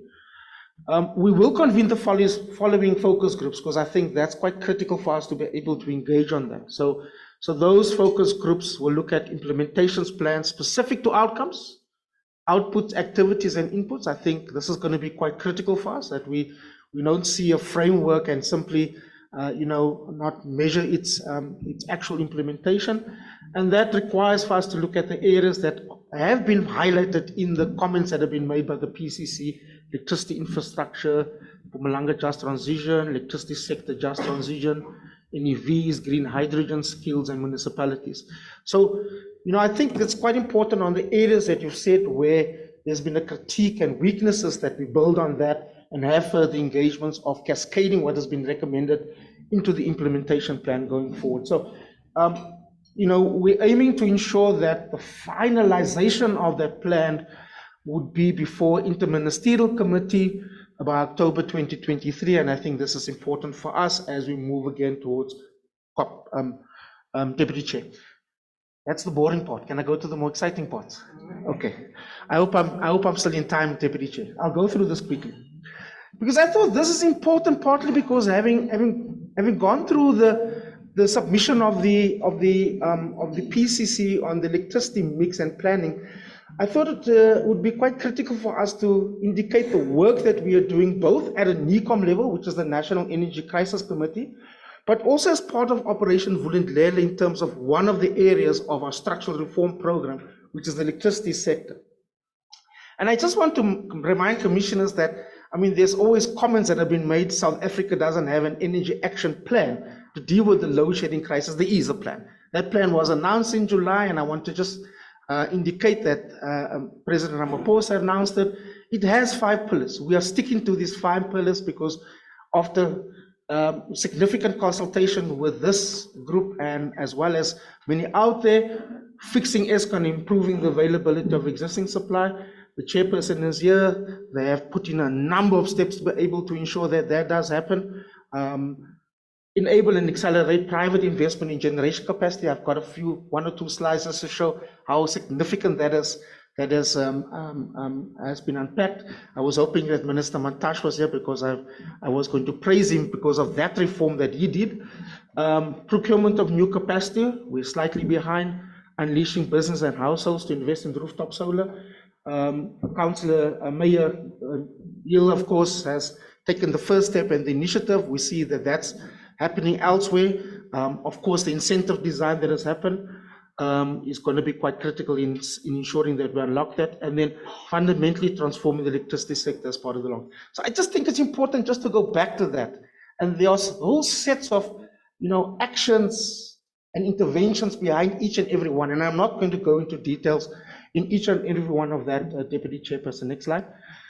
So here is the next two slides, and again, I'm just going to point one or two out, but I thought it's quite critical for us to give you a sense of the progress that we've made for each and every one of the more critical areas that is intended to address our energy crisis, but also address the reforms that are required in the electricity space to be able to achieve what I think the PCC refers to as energy access, energy security, and addressing fundamentally some of the socio-economic conditions as part of the energy. And I put the first one there, which was amending Schedule 2, and that was fundamental as we explained that. But Schedule 2 is really just a schedule in the Electricity Regulatory Act that limited the amount of embedded generation that could be produced by private sector generators. And in 2021, the cap from versus what you could register or license was 1 megawatt. So you could only register for own use to a limit of 1 megawatt. That's fairly significant because it disincentivizes and it doesn't allow for private sector. Minister Mantashe and of course President had announced that change. What happened, of course, we lifted that cap to 100 megawatts. And I'll show you the difference that has happened in the last 18 months since we lifted that cap. There's a whole set of different other interventions that are there, driving progress on the bundling of ESCOM to separate entities for generation, transmission, and distribution. The PCC recommendations are quite clear. We're well aligned with that. Addressing ESCOM's debt burden, and that's been quite critical. I don't really want to repeat that. Next slide. And here's a list of some of the interventions. They are not complete, but they give you a sense of what we're trying to do.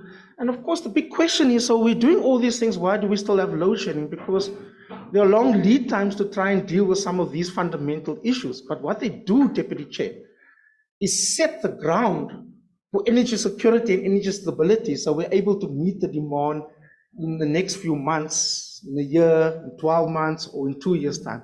And they are fundamental because if we stop them along the way, then we will continue to be energy insecure for years to come. And that's why they're fundamental. They lay that basis. As Chairman Makwana deals with some of the constraints that he faces in fixing the plants and ensuring performance at ESCOM. So I'm not going to go through all of this, and this is for reading, and you can see some of the more interesting stuff that is there. Next slide, please.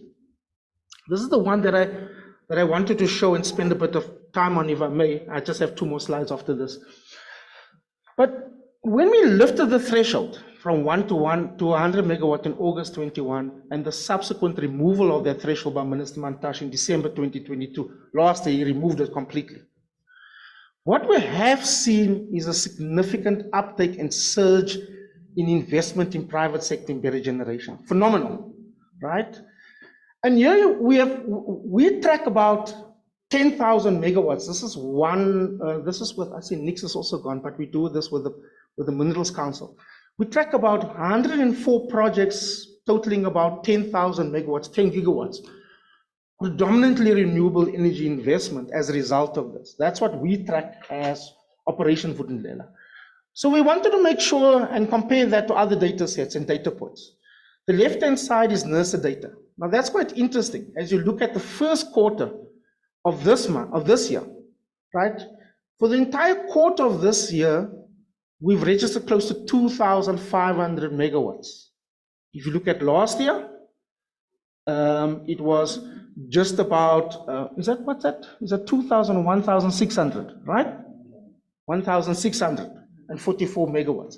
Look at 2021, right? So exponential, right? 2021 was only 164 megawatts. That was before the change. So you see 1,664, and in the first quarter of this year, 2,500. And that's quite significant. Now remember why we use registration data, because it's the last step before you financially close and before you announce COD. So it's quite important. So through all the process of getting permits and authorizations, this is the last step. Now the other one is the more interesting one. This is just, baffling, right? We do another track of another data set, and before you get to registration, there's a process of acquiring grid connection in Eskom. And there are two processes, literally. One is referred to as a cost estimate letter, and the final phase is what is referred to as a budget quote. The budget quote is basically applying for your ability to connect to the grid now. You pay a particular set of deposits, like a security deposit. We've been fighting with the Eskom people because some of these deposits are excessive, but in a scarcity of an environment like this, they use it and people pay for it. But in this one, and why we don't use cost estimate letters, and I'll explain that, but in the BQ phase, if you look at that graph, which is the total in the middle, the red, the maroon one, this is the total number of projects that have now secured grid connection. That is 13,300 megawatts. That's 3.3 gigawatts, right? So they've secured. They've issued so far 4,000. The others are being issued. There's a process of doing that. So that's quite phenomenal. Let me tell you another figure, and we will not put it up because the grid connection team will say that. For those who have inquired on the cost estimate letter, we're looking at between 55 and 60 gigawatts of those interested in wanting to know how much it will cost for me to connect to the grid. We don't use that because there's a bit of unreliability there. They've not made a final decision. But I think this is fairly significant by doing that change around Schedule 2. Next slide, please. In progress, you've got 9,000 megawatts. What does that in progress mean? It means that they're just waiting for the final letter to say you've got your grid. So they've been granted grid connection. They've been granted, they just need to get that letter saying they've been given the grid connection. No, the 4,000 already have it. They have the letter saying yes. But it's not easy to understand why you've got that as a separate category if that's all that needs to be done. Either the grid connection has been approved or not approved. It's approved, but there's a process of getting your budget quote, because there's an exercise of determining how much it will cost for you to connect to the grid. Oh, I see. Remember, so there's an exercise, there's an accounting exercise, but there's also an engineering exercise. And right? And so what is the time frame? So it's not certain whether those 13,000 megawatts will see the light of day at the end. No, they will. They will. And what's the time frame for that? It depends. We've been pushing Eskom. They've reduced it quite significantly to between 4 and 6 months. No, what's the time frame for those megawatts to come on? Come on to light up. So the quicker the budget quotes are all signed off, right? You've got your letter now, right? And it's been issued. It depends on the size of the plot. I mean, we've seen variations, but somewhere between 12 and 18 months in most instances. So let me give you another data point, Deputy Chair, to show you this. So of this, I'm not giving you another slide. Of this, we estimate of what we track and what is registered, that of the private sector embedded generation that will come on in this year, because we started this exercise last year, then see a significant jump in 2024 to about 5,000, and then you see a significant